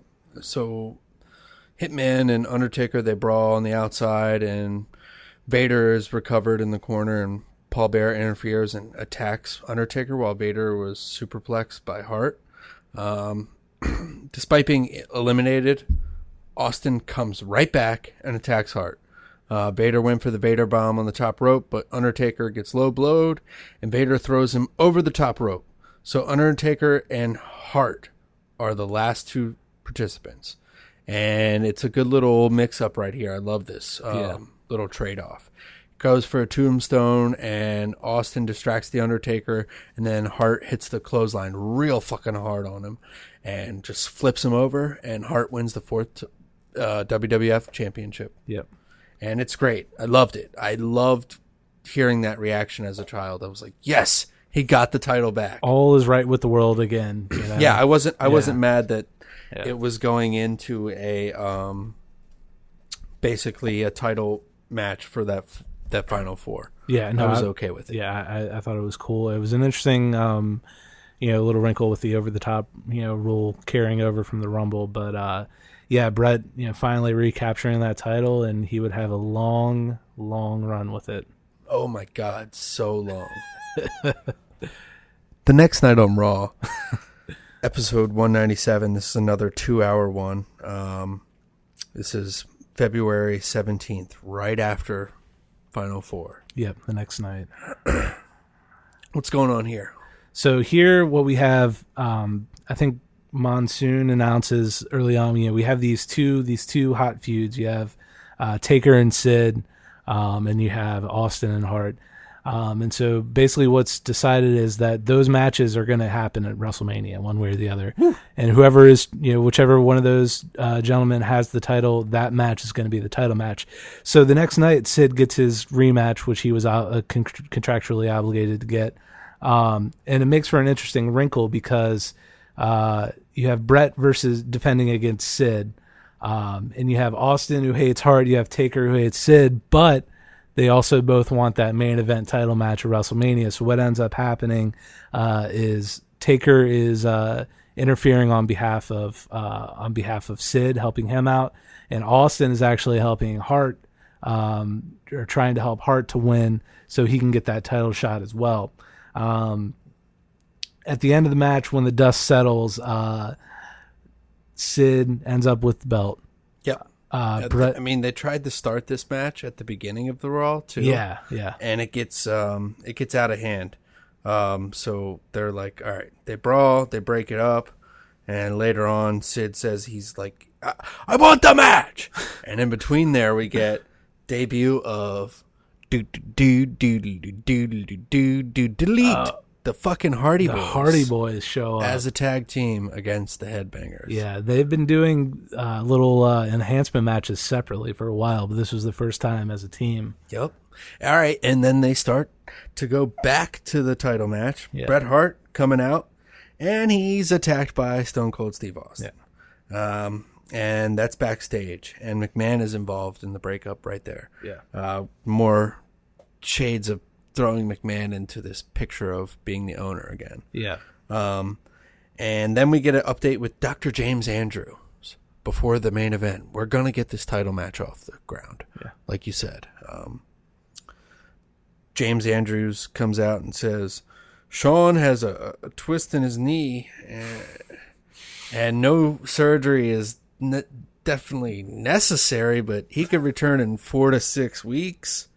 And that basically just tells me he twisted his knee and didn't want to do the job. No, yeah, it's the biggest show of the year. Not a lot of people would want to avoid that, but Shawn Michaels was definitely playing those politics. Yeah, why would you want to miss WrestleMania? Yeah, the main event. Why would you want to miss that payday? So, like you said, the match is all right. We have the interference going on with the Undertaker and Sid, and basically, Hart has Sid in the sharpshooter, and you can see watching it now, he definitely turns him so that that Bret Hart is facing the ropes, so that Austin could come and hit him in the head, and the ref doesn't see, so he's down. We get the power bomb, and we get a new champion. One damn day. And then we have the lights going out, and Undertaker's out, and they're going to face off at WrestleMania 13. That's great. All right. So after all of these moving pieces, we finally have the card, sort of figured out. It's taken its shape. Yeah, we got Sid as the champion and the challenger, Undertaker, for the title. A little underwhelming. Yeah, and then we have Bret Hart and Stone Cold Steve Austin. All right. Episode 198. This is February 24th, 1997. This is in the Manhattan Center. Back in where the very first episode of Raw was, and most of that first year, I think, was done at the Manhattan Center. Fun fact: I have seen wrestling in that building. Really? Yeah, I went to a Ring of Honor show. That building actually has like several floors of like ballrooms. So the Hammerstein Ballroom, I think, is either directly above it or below it. But yeah, Ring of Honor used to run the Manhattan Center, and it was cool, just kind of like seeing that old vibe. But like the paint looked a little bit different, but it was cool of just knowing like the stage was still set up with the bleachers and everything. What event was that? This was back in 2006. Wow. Main event was Daniel Bryan versus Kenta, who is now Hideo Itami. Wow. Probably one of the best matches I've seen live. I certainly didn't watch ROH at the time. I didn't really. That was when I kind of fell out of wrestling for a 2-year. Yeah.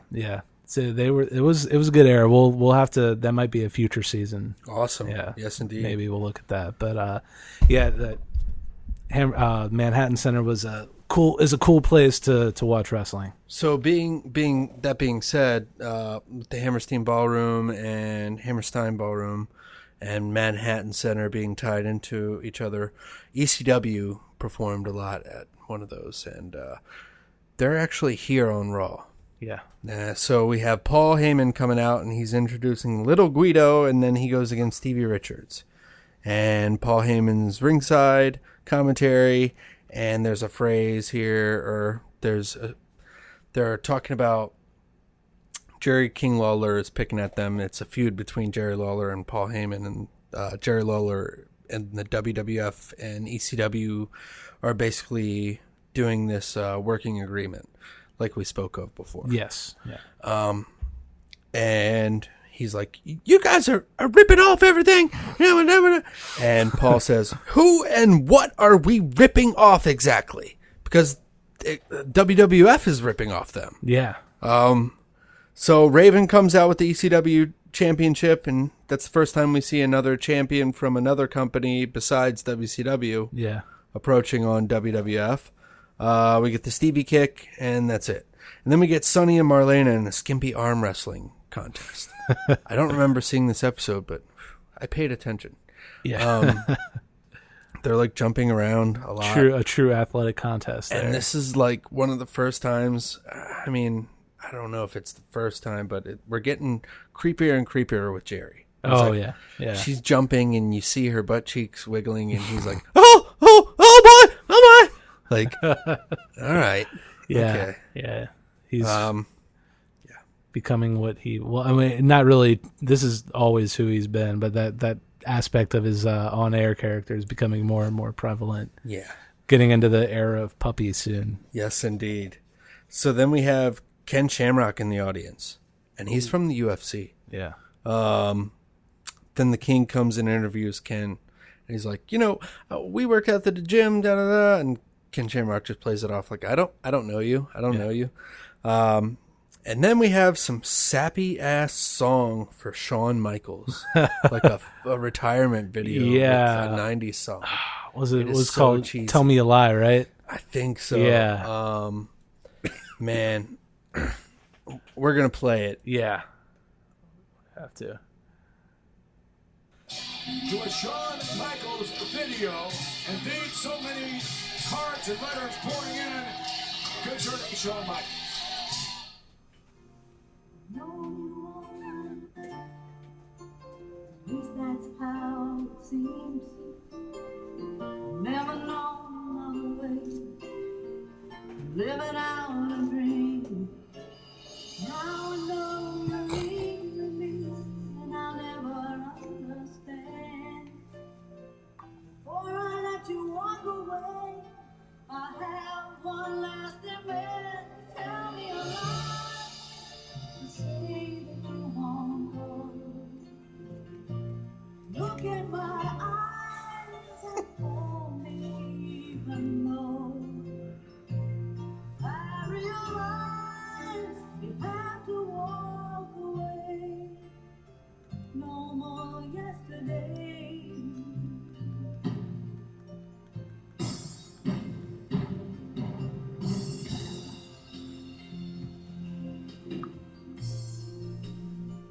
Montage of elbow drops.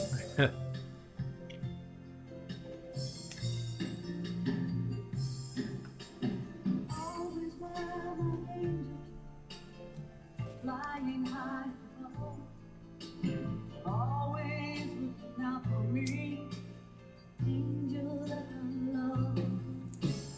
Now my dreams are fading like age-old photographs. Hurt too much to look at now, reminders of our past. Tell me why that you want. That was when he said he lost his smile.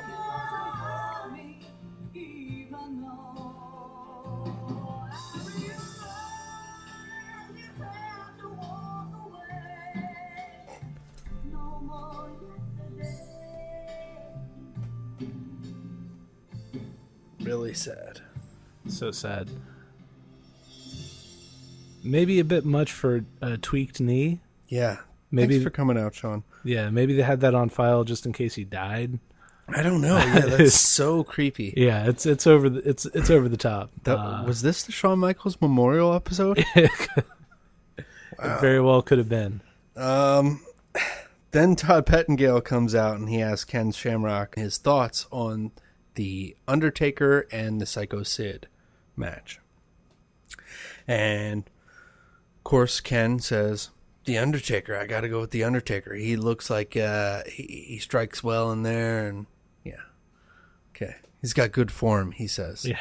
Undertaker, good form. This is your UFC fighter. Then Todd says, what about the submission match with Bret the Hitman Hart and Stone Cold Steve Austin? Well, Ken can't pick. He likes both of them. Shen's saying that basically Bret has a good submission route and Stone Cold is a hard competitor. And then we get Superstars exclusive of Bret pissed off backstage after the loss of the steel cage, or not the steel cage match, the regular match between him and Sid for the title, losing that. He's pissed. And then we get the match announcements for, as Vince McMahon says, anything less than a no-holds-barred match. That's one way of describing it. Okay. What the hell does that mean? Well, nothing more, but... Nothing less. Anything less. Anything less. Anything less than a no-holds-barred match. So just right to that point. Yeah. Not there. Way to sell it, Vince. Vince McMahon. Fuck. Episode 199 of Monday Night Raw is March 3rd, 1997. That's Bret Hart and Triple H. It's a typical Bret Hart match, but like they say, you know, it's the same old stuff. Russian leg sweep, you know, he's doing the same old moves. Elbow from the second rope. Yeah. Even Shawn Michaels, when he was on commentary before, he said, "Yep." He called a spot of Bret's, like 2 moves in a row. Yeah. Same old Bret. He had his own version of the 5 moves of doom. Yeah, and it's like we're saying, it's the Hasbro figure. Yeah, definitely. To the Jax character. So it's a DQ. Bret hits the ref, Chyna, who made her appearance at the Final Four and attacked Marlena. She's a big bitch. She's a big woman, Joni Lauer. She's brought in as Triple H's muscle. And this is groundbreaking too, because it's a huge, jacked up woman. Yeah. To have a female enforcer character like that is definitely the first of its kind. Yeah. Then we're supposed to have Austin on standby for a commentary of that match, but there's nothing, and we just get a toilet flushing sound, like obviously like dubbed in. Yeah. I don't know if that's a response to Bret Hart's match with Triple H, as far as WWF saying, like, we're bored with same old Bret Hart too, like, in a way, but also in a way making it Stone Cold's reaction. Yeah, I think that's just Stone Cold showing where his priorities are when it comes to Bret Hart. If you put the letter S in front of Hitman. It's the shit, This is a special episode too. This is Davey Boy Smith winning the European title. Ah, okay. Yeah, this is him and Owen Hart going at it. This one of my favorite matches in the history of Raw. Dude, it's awesome. It's a great match. I love it. I watched it earlier today just to refresh. And it's a lot like SummerSlam 1992 in a way. Yeah. They use a lot of the similar spots. Definitely. I think Davey was in a little bit clearer state for this one, which definitely helped. Yeah, I don't know if he smoked too much crack. Neidhart's not back yet, but yeah, he will be. Don't you worry. Well, the next episode is episode 200, and it's not Monday Night Raw. It's called Raw is War. This is the very first Raw is War? Yes, indeed.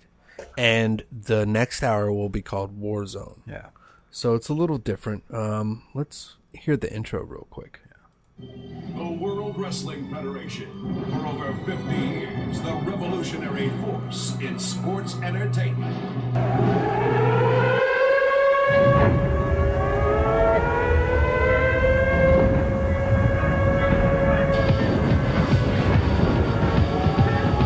Now, of course, this isn't really the theme music. It's Marilyn Manson.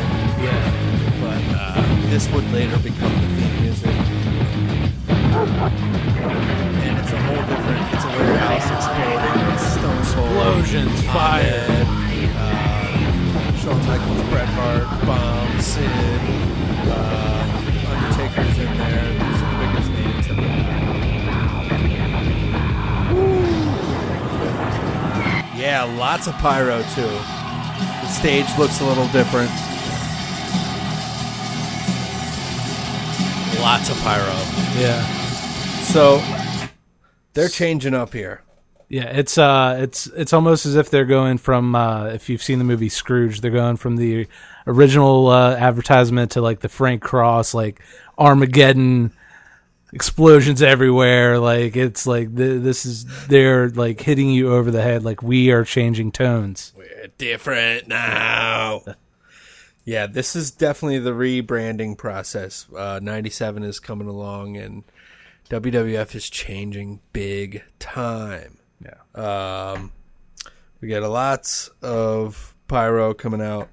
And then later in the episode, Shamrock is confirmed as the referee for the submission match. He's with JR in the ring, and Stone Cold interrupts on the Titantron, and he's shit-talking. He's like, I'll come down there, and he's like, everything that I've noticed on the past episodes, Stone Cold building this character is, you sit there. You sit there. Yeah. Passively. Yeah. He brings, that's his little go-to line. It's you sit there and you sit there and you. I didn't know he said that much at the beginning. Probably because I hated him and didn't want to listen. Yeah. I didn't pick up on that either, but you're right. That's like every other line almost, and it's just sort of like I don't know, just you're again like sitting there, not moving forward. You know, right? That sort of falls back on the on the status quo. You know. Yeah, and he's the big engine part, the component that is moving this whole thing along. Yeah. Wow, good way to put that. So Stone Cold is shit-talking, and he's mad that Bret gets a title shot before Mania, because Bret is going to get one. Before Mania against Sid, one last time, because he's been screwed over and over and over again. Yeah. And he hopes that he wins, so that Stone Cold can, win the title. And he flubs a little bit here. He goes... he's like shit talking, and he's not really in the zone. You can tell he's not comfortable with that voice yet of that character, in which later like you can't indistinguish. You can't, if you see him, you can't to this day. Yeah. That's the voice that you hear. Yeah, but he wasn't comfortable yet, and he's like on live air or on tape, and they just left it. But Bret comes out in a blue flannel, looking very grungy 90s. Wet hair and everything. They're bitching back and forth, and talks about Shamrock better call it right down the middle. And that's about it. It goes on. They're cursing back and forth, and Bret takes the flannel off to expose himself, and they kind of get heated up. And basically at the end, McMahon is asking Bret. He said, "Hey Bret, how did you get the title shot?" And he was like, "I don't know. I guess I whined and cried about it." Yeah. So we're playing into the character, I don't know. We're playing into the smarks too, in a way, because there's this culture of people that do know what's going on, but I certainly didn't. No, and it would be interesting to have that perspective of being like a smark around then. Obviously, this is before the internet became huge, but I wonder if there were like hardcore fans at that time who are tired of Bret in the same way that fans, up until the last couple of years were tired of John Cena. You know, that would be the same old, an interesting perspective. Yeah. All right, so episode 201 of Raw is War. That's March 17th, 1997. Shawn Michaels is back in the building, says Jerry the King Lawler. He's back! He's back! And he's got something to say. We're going to check that out.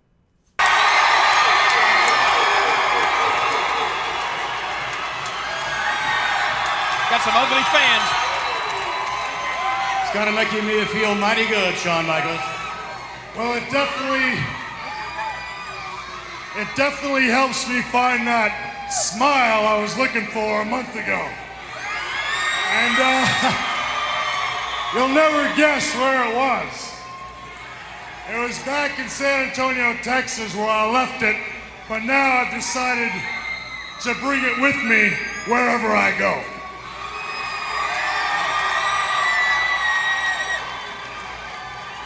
First of all, I want to, as always, thank the fans of the World Wrestling Federation. For what? Greatest fans in the world. For not only sending me all the cards and the letters wishing me well, but I think more importantly than that, I want to thank the fans of the World Wrestling Federation for being very patient with the world's most emotional wrestler. I know nobody knows more than me, except for maybe my parents, how hard and difficult I am to deal with. You might know that too, now that I think about it. But I have, as everyone knows, been going through some rough times, but all the people that have sent me cards and letters, even those of you that sent them straight to my parents' address, I want to thank you from the bottom of my heart, because it means a great deal to me, especially at a time when I thought there wasn't anybody out there that gave a damn about Shawn Michaels. Well, certainly. I'm surprised his fans nothing could be further from the truth. All right, Shawn Michaels, the prognosis on the physical condition on the knee. Yeah, here it comes. And of course, it seems like you're a trendsetter. I mean, of course, other superstars have followed, unfortunately, with knee injuries. And then again, the President of the United States just slides right there on your coattails. Well, if nothing else, I always try to do what's in. And so once the President messed his knee up, I felt like I had to do it too.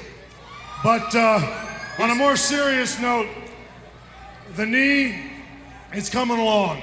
Next week, I'm going to go out to Birmingham and see Dr. Andrews, and he'll let me know what's going on, and hopefully within a couple of months, I will be in this ring once again, whether anybody likes it or not. I think they like it. And I have to tell you, this time off has done wonders for me.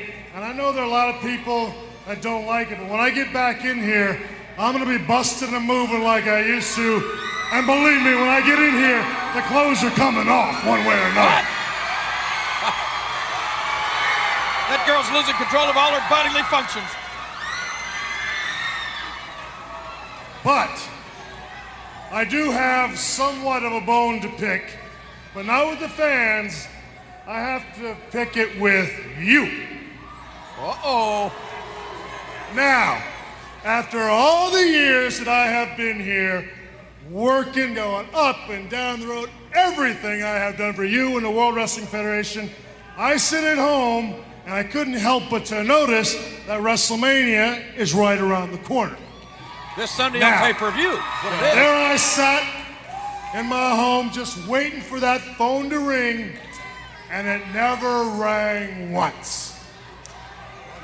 Now, WrestleMania is coming right up, and I just can't see how you and the fans of the World Wrestling Federation can have a WrestleMania without inviting Shawn Michaels. I agree with that. First of all, Shawn Michaels' phone doesn't ring. Well, It you do have an applauds. injury. I mean, you know. Right. Well, You're a as you gimp. can see, I can now walk. So what I'm going to do, since you didn't invite me, I'm going to have to come out here on live television and invite myself to WrestleMania. I'm sure Shawn will be at the Slammies on Friday night. And just so you know, not only am I coming to WrestleMania, but I'm coming and I'm going to sit right next to you, Vin Man, and make sure that you call that World Wrestling Federation title match right down the middle. Thank you very much. We look forward to it. Well, I don't. Also, there was no invitation. And this is the go-home show for WrestleMania 13. Heat.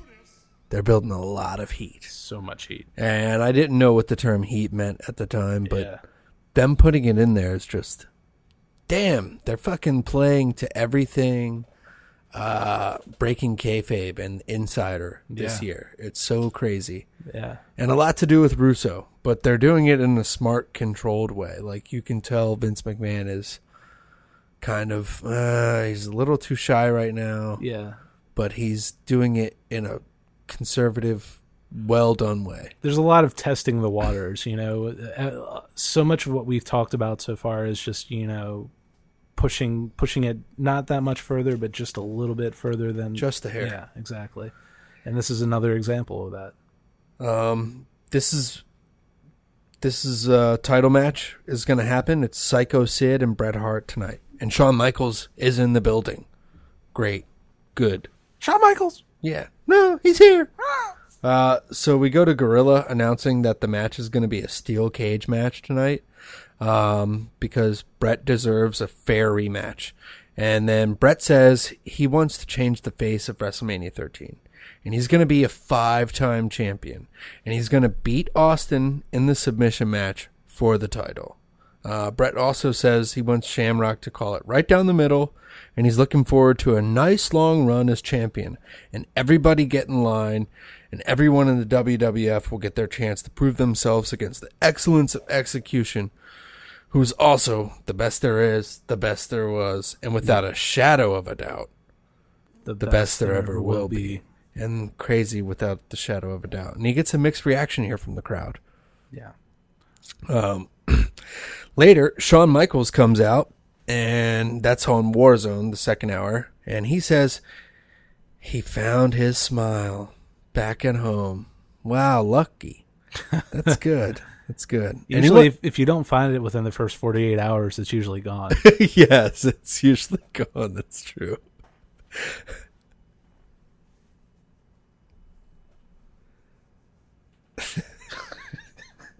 Sorry. All good. That was really good. Yeah, statistics say that within the first 12 hours they're already dead. Yeah. So it was sort of a miracle that Shawn found his. Right. Yeah, he saved his face. He wants to get better, and he'll be back in the ring in a couple months, and his clothes are coming off one way or another. What? Okay. Well, he has a bone to pick with Vince, though. He's got a bone. Yeah, he's got one. He's definitely got... He's like, I got news for... Well, Vince, pretty much. Clothes are coming off. He's got a bone to pick. He's got a bone to pick with Vince because he never called him to be at WrestleMania. Dude, you didn't want to miss out at WrestleMania. Why the fuck did you fake your injury? Yeah. But he says you can't have a WrestleMania without HBK. And he is hereby inviting himself to WrestleMania. Sweet. He's that one guy that like he's coming to knows the party. one of your friends and he just shows up and he's fucking taking his clothes off left and right. Yeah. He's coming to the party one way or the other. Yes. Yeah. So the next match is for the title, and it's Bret Hart and Psycho Sid. And that's a good match. And they brawl, and Bret tries to get a quick escape from the cage, and Stone Cold eventually comes down, and he ends up keeping the door shut on Bret, and he's not allowing him to get out. And then when we return from a commercial, Sid delivers a powerbomb, and Austin keeps the door shut on Sid, so he's screwing him over too. Yeah, because he wants that title shot. Yeah. And Sid tries to climb out, but Austin's way faster than him, so he climbs up, and they start going back and forth. But Bret is able to meet them both at the top, and they're all three going at it. And then here comes The Undertaker. He's like, I don't know, the most underwhelming person going for the title, I think, at WrestleMania in a storyline. Yeah, there's not a lot of storyline. I mean, he's coming off of his whole his feud with Paul Bearer, which will obviously continue in different forms throughout the years. But he's coming off of a lot of heat from that turn that Paul had at SummerSlam the previous year, and he's in the title picture, but he's just, to your point, kind of there. Yeah, it's nuts.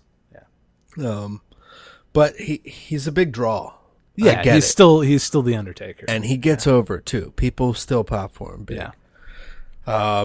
So the Undertaker comes out, and he brings Austin off the cage, and Bret gives Sid a suplex. And then Austin hits the Undertaker with a chair, and then stomps a mud hole in him. And then a bunch of refs come down, and Sid climbs over the cage, and Bret is going out through the door, and you're like, oh, what's going to happen? And then Undertaker slams the door on Bret and makes sure that Sid drops down. Yeah. And both feet touch, and that's it. It's going to be Sid and Undertaker at WrestleMania 13. And it's going to be Bret and Austin at WrestleMania 13. Undertaker and Sid get the title. Get the title, yeah. Yeah. Whew. What do you, I mean, Sid's got to defend that title against Undertaker. I don't think we've ever seen them head to head. To that, I don't think so. And because, I mean, Sid had only been back for, I mean, I guess going on 2 years at this point. But, yeah, I don't think they had really crossed paths before that. Sid is an interesting case. Going into this Mania main eventing, he's only worked 2 WrestleManias. Yeah. And both were main events, which is just a weird, fluky kind of thing, because he worked WrestleMania 8 against Hogan. Like, Vince loves big blonde guys. He does. He does. I mean, I can see it, though. As a kid, I was fascinated with Sid. I loved Sid at this point. Yeah, Sid during this run, when he's really getting into the psycho gimmick, and he's just like, as long as he wasn't talking, he looked scary as shit. Yeah. As soon as you open his mouth, he sounds a little ridiculous. Even coming down the aisle, he's like looking for people to dap. Yeah. To give the fist to, and he's like, you, yes, you, yes. The next one down, like just pointing him out, just like he's going crazy. He just looks nuts. Yeah, the psycho gimmick was good, and that entrance music he had was perfect. That was on Full Metal, I think. That's an underrated Jim Johnston cut. Yes, indeed. Yeah.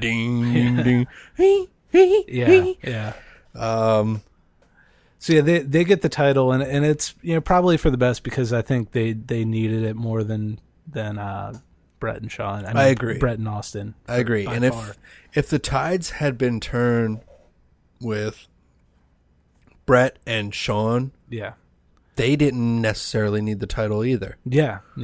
And I think that goes back to the promo that Bret and Shawn shot before, where Bret said, we're going to see each other somewhere down the line, whether there's a title involved or not.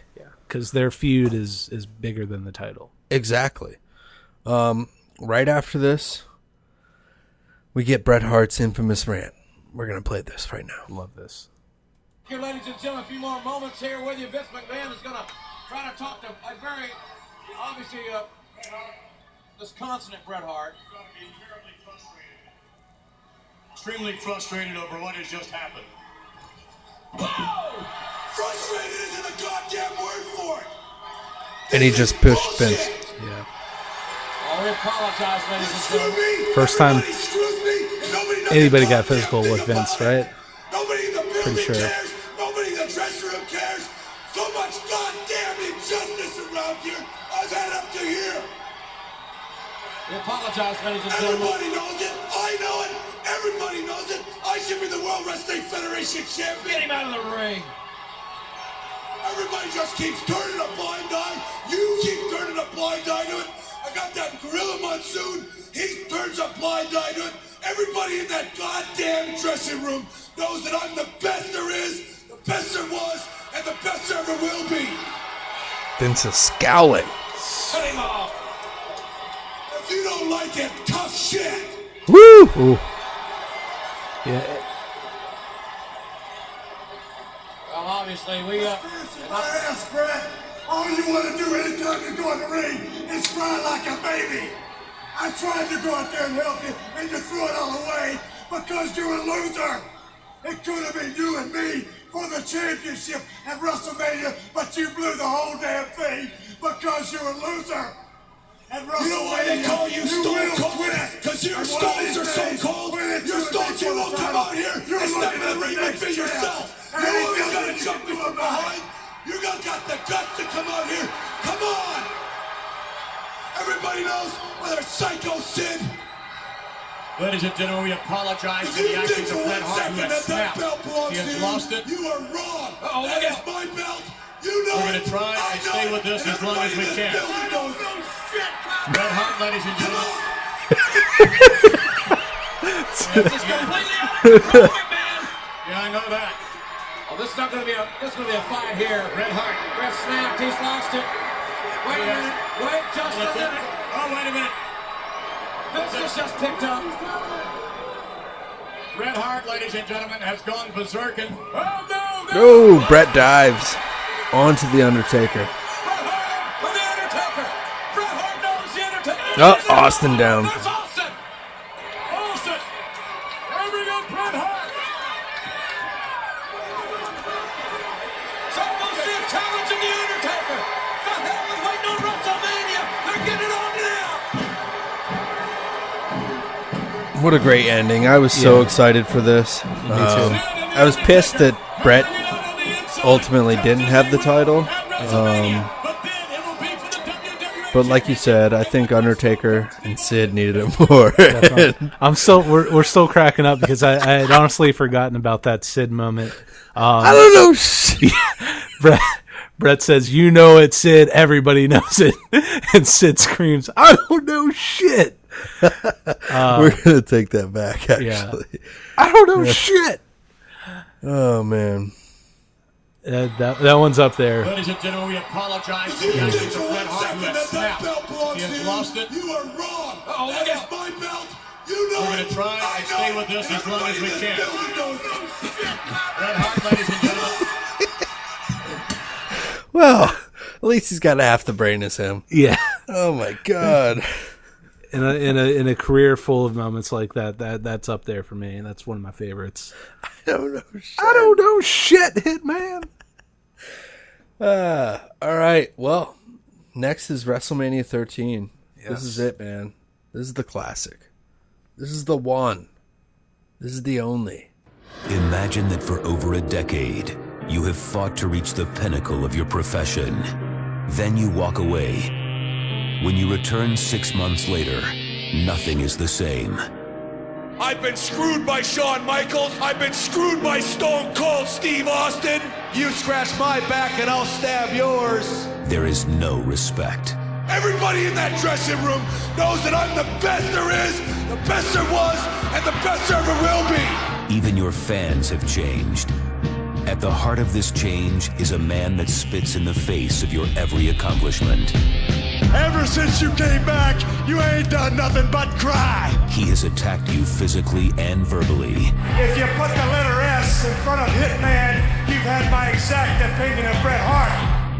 This man mocks your legacy. Bret Hart on his best day can't lace my boots. I will beat the hell out of Bret, and that's the bottom line. Injustice after injustice has forced you to snap. Frustrated isn't the word for it. Now the finger is pointed at you. You're the one who's changed. He snapped, McMahon! They say your ego is your enemy. There is only one solution. You must make Austin beg for mercy. But what if Stone Cold Steve Austin wins? What becomes of Bret Hitman Hart then?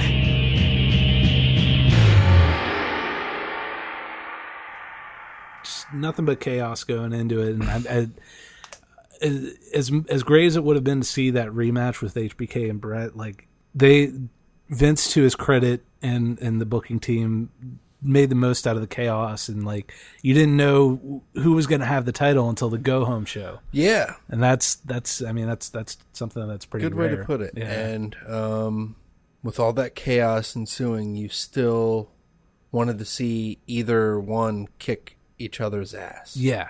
So you were like, you wanted Undertaker to kick Sid's ass, just for the build up for that, and then you wanted Bret to kick Austin's ass. We did anyway. Well, yeah, at least I did. Yeah. Oh my God, I hated Steve Austin. Yeah. This is a great match though. It's Stone Cold Steve Austin and Bret Hart. Yeah. And we get Shamrock out first as the special guest referee. Then we get Austin and Hart. And Hart gets a huge pop. Yeah. But it's still mixed in a way where there's some boos coming through. Yeah, I would say Austin, probably gets the bigger babyface reaction, even with them when they're both coming out. Yeah. I think when that glass shatters, I think the pop that he gets is definitely more cheers than Hart got. Okay. Yeah. And maybe that's due to a Chicago crowd. True, yeah. And this is, Hart is not fully leaning into the anti-American promos yet, but I think he's making references here and there to Canada being superior. Right. So that has something to do with it. And Chicago is always usually a heel. Smarktown. Yeah, Smarktown. Smarktown, USA. So, any interesting things from this match? I definitely want to say that on Daily Motion and possibly YouTube, there's someone took Stone Cold's audio from his podcast where he goes through the match with him and Bret, and he gives a little audio commentary. It's beautiful. They spliced it with the actual match. Yeah. It's an amazing watch. It's great. Stone Cold just gives you the little tidbits of why they did this, what they did here, the blade part. It's awesome. Yeah, I don't know if I've listened to that one. I know he's done a few of those. He did one for one of his matches against Rock at Mania. I think it was 17. Yeah, I've seen that one too. Yeah, someone edits that together. That's worth checking out.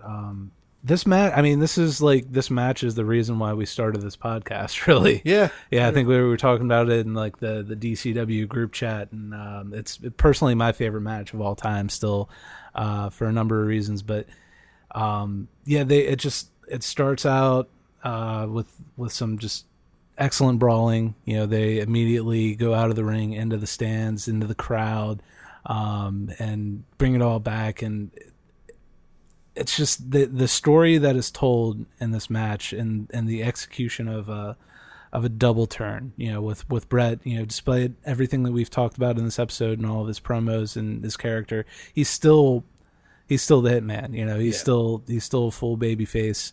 And Austin, leaning that way, and then just like to flip that switch to make them, put them exactly where they need to be, with Austin as the top baby face and Bret as the top heel.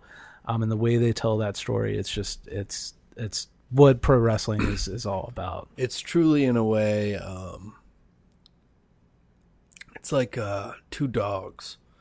It's like the one dog is an older, gentlemanly, respectful dog. He's always been the house dog. Yeah. And then there's this wild pit bull that's yapping and barking all the time, and he's bitten the other dog a couple times, but the other dog has gotten the best of the other dog. Now they're finally fucking alone, and there's nobody out. They're out in the open, and it's them one-on-one. You see the old dog using these tactics because he's so pissed off after these months of frustration and building and them interfering in each other's matches. He decides it's time to fight fire with fire. Yeah, and Bret is nasty in this match. He is, yeah. They're using ring posts, they're using the tables, they're using chairs, they use the ring bell. Yeah, that infamous spot where Austin has Bret hung up with the ring cable, and Bret has the bell and just like takes it and swings up and backwards to hit Austin, who's in the ring, and that's where he gets busted open. And it's one of the best examples of what blood can do for a pro wrestling match. Oh my god! Apparently, and I think Austin probably mentioned this in that podcast audio that you were mentioning. He was hesitant to do the blade job, even in the middle of the match. He said I think Bret went on record as saying that he remembers Austin saying maybe we shouldn't, just before he did the job and bladed. But man, he is bleeding profusely, and it leads into the finish and one of the most iconic images in all of wrestling. Yeah. Bret says that he did the blade job for Austin, but really Austin said that's the first time, Bret said that's the first time, but we've seen Austin bloody as hell in the War Games. So what is that from? Yeah, that's a good point. I'm not sure about that one, but it's an interesting point. And this match is it's brutal. It's like you say, he gets him in the sharpshooter. Bret gets Austin in the sharpshooter, and he's been wearing him down the whole match. Knee back. Yeah. He's finally bloody as hell. Right when he lays down, right when Stone Cold is putting his head down on the mat, you immediately get a puddle of blood. Yeah. It's pulling. Yeah. And like you said, pulling, you can, it's just such a visual, and the blood that would, down his forehead, down his nose, into his teeth, like dripping from his teeth, is just one of the greatest visuals in the history of wrestling. He leans up. He's not giving up. He's on his hands and in a crab position while Bret is holding onto the sharpshooter. Yeah. And he is not giving up, and he's going towards the ropes. And nope, that's it. He falls down, and you have Ken Shamrock, who's never stepped foot in a pro wrestling ring, who is the enforcer for this match, is forced to end it as Austin passes out. Yep. He's asking, Steve, do you want to give up? Steve, do you want to give up? Steve, that's it. That's it. Ding, ding, ding, ding, ding, ding, ding. Call the bell, and it's not ending. It's still not ending. Yeah. Bret's not letting go for shit. He's months and months of this feud and getting screwed out of the title. He's all that is leading him to hold on to the sharpshooter long after the bell is rang, much to the ire of Ken Shamrock, who eventually has to take matters into his own hands. Yep.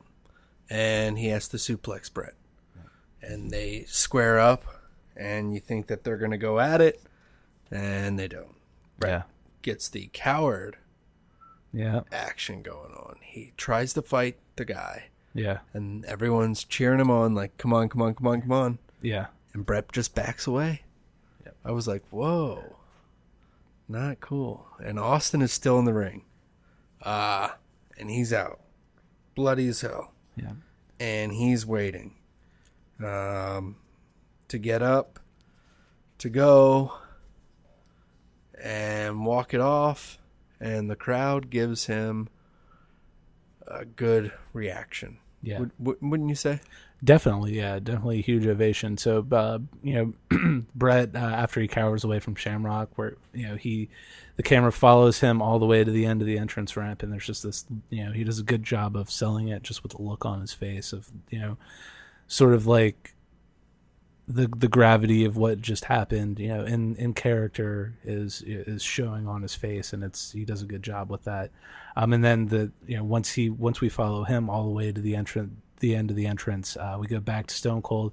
Stone Cold, of course, there are like officials out trying to help him, and he, of course, is shitting on that, pushing the officials away. He can barely stand, but he's walking out under his own power, just like a classic babyface who would never give up. Yeah. It's crazy. Yeah. Great. It's perfect storytelling. Great stuff. Yeah.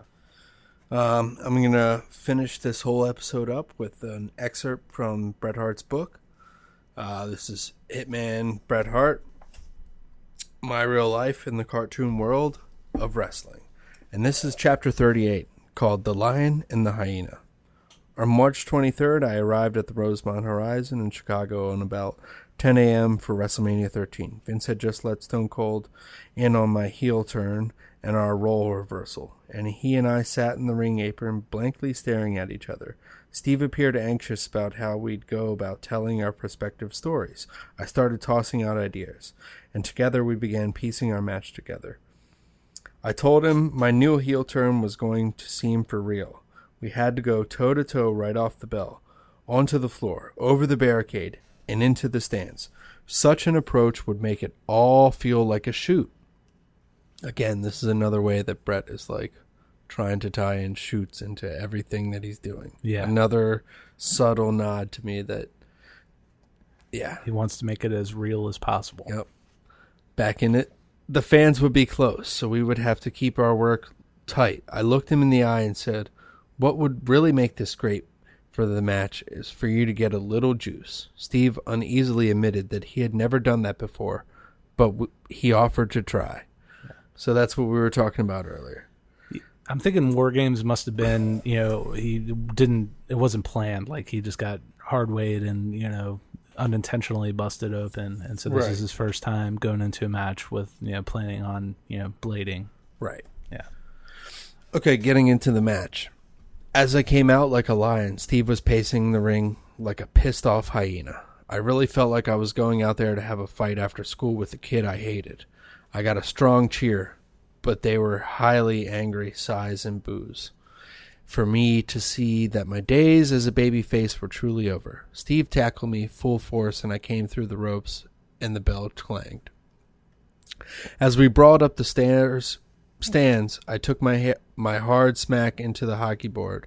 Steve took a backdrop on and attempted a pile driver right onto the cement steps. I remember this part of the fight in slow motion. Shocked, amused, and angry fans leaped and yelled all around us. The cheering was so loud I couldn't hear a thing.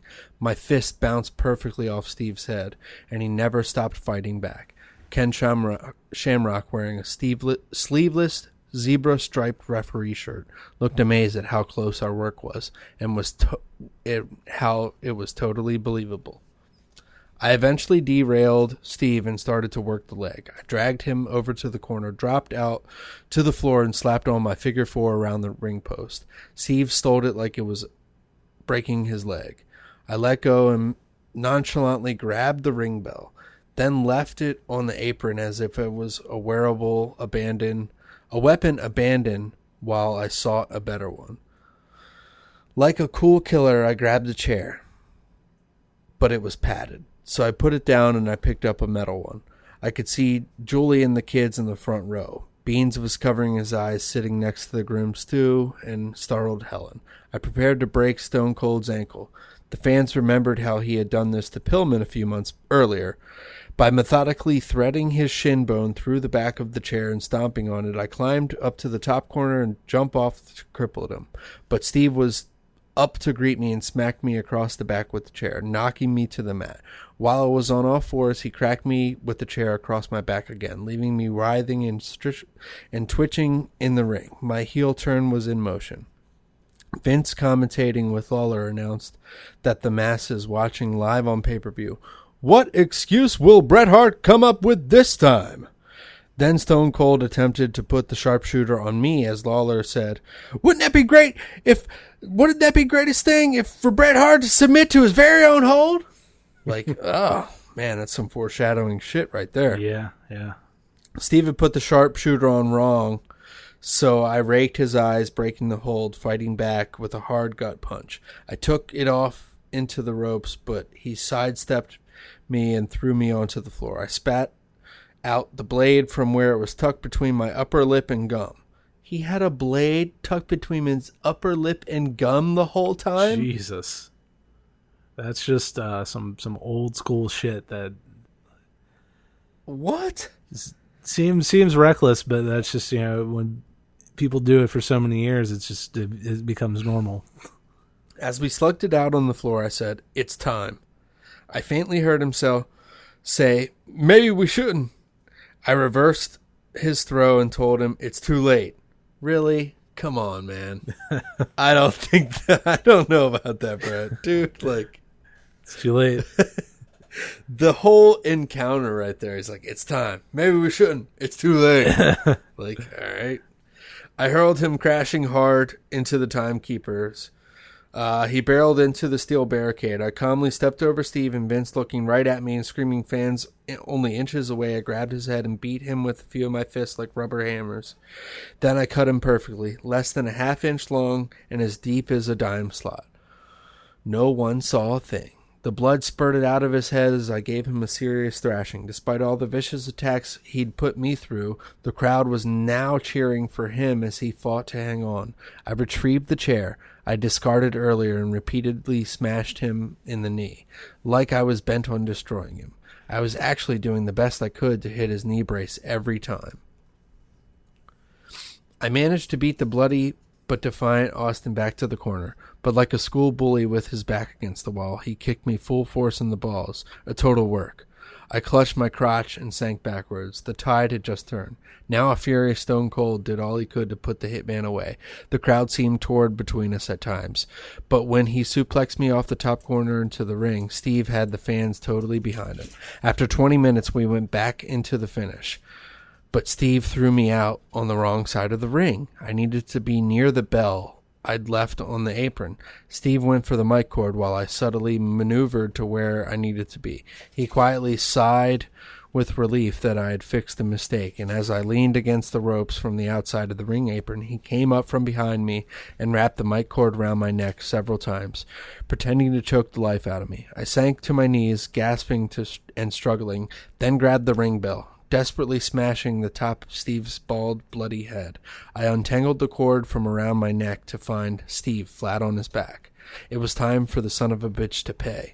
Twisting him in the sharpshooter, I wrenched backward with all I had, blood gushing out of his forehead, but Stone Cold refused to give up and somehow found the will to resist me. The crowd joined him in one long groaning gasp.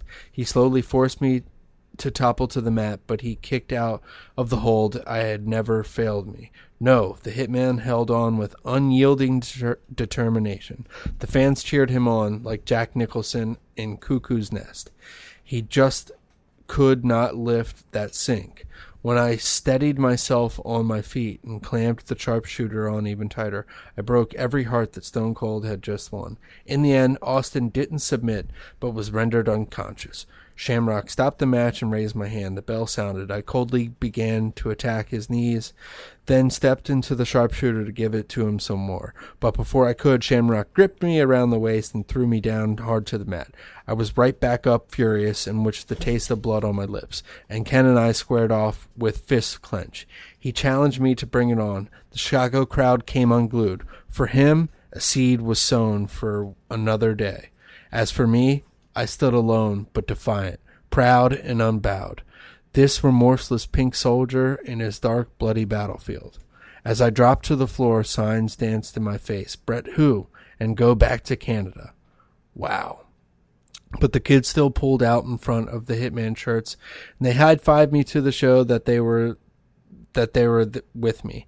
I touched hands with some support that reached out, but one frothing at the mouth irate fan gave me a middle finger. I thrust one right back in mouth. Fuck you too. I loved it. The match, everything. If I ever wanted my fans to remember just one picture of me, it would be that moment. I was walking back to the dressing room. So that was it. Yeah, just such a powerful moment, such a turning point in his career.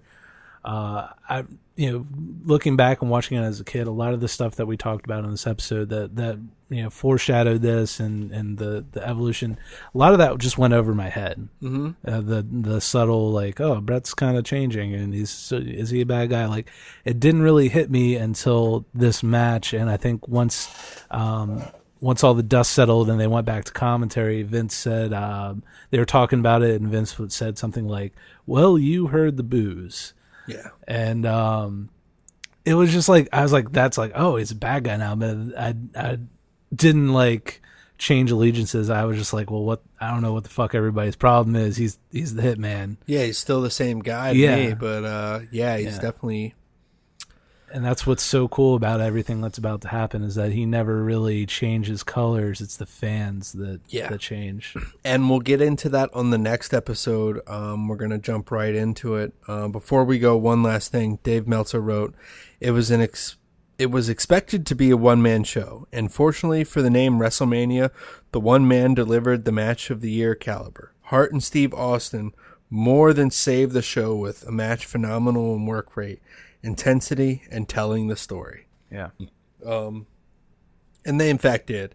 This is probably the best match on the card. Oh, yeah. With best Mania match.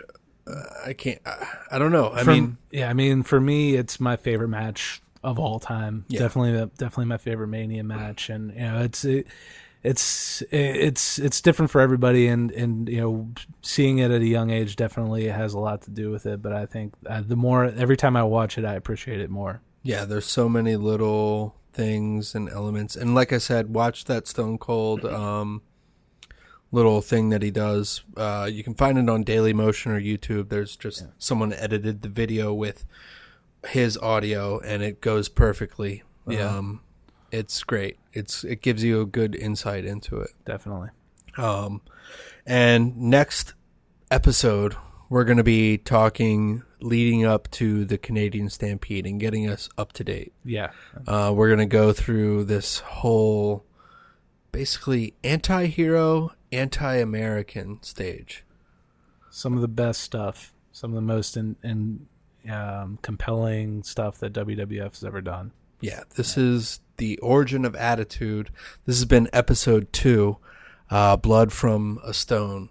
And we'll be back next episode, episode 3, Canadian Stampede. Thanks for listening to this week's episode of RetroMania. You can write into us at retromaniapodcast@gmail.com. If you want to holler at Jimmy, where can they find you? You can find me on Twitter at Jimmy_Price. Please check in with us. Any questions? Anything you want us to touch on? Any corrections? Errors? Anything like that. You want to bring to light? If you hate us, if you love us, I just want to hear feedback. We just want to hear from you guys. Yeah. If you have any memories or anything that you'd like to share, just bring it on. We're going to have bonus episodes coming up, and Jimmy's going to bring on some friends. I'm going to bring on some friends, and we're going to talk about we're going to romanticize and wrestle with their history, their nostalgic wrestling fandom. And you can find us on moleholeradio.com. And we'll be available there. You can find us on iTunes and any other podcast branch. RetroMania podcast@gmail.com.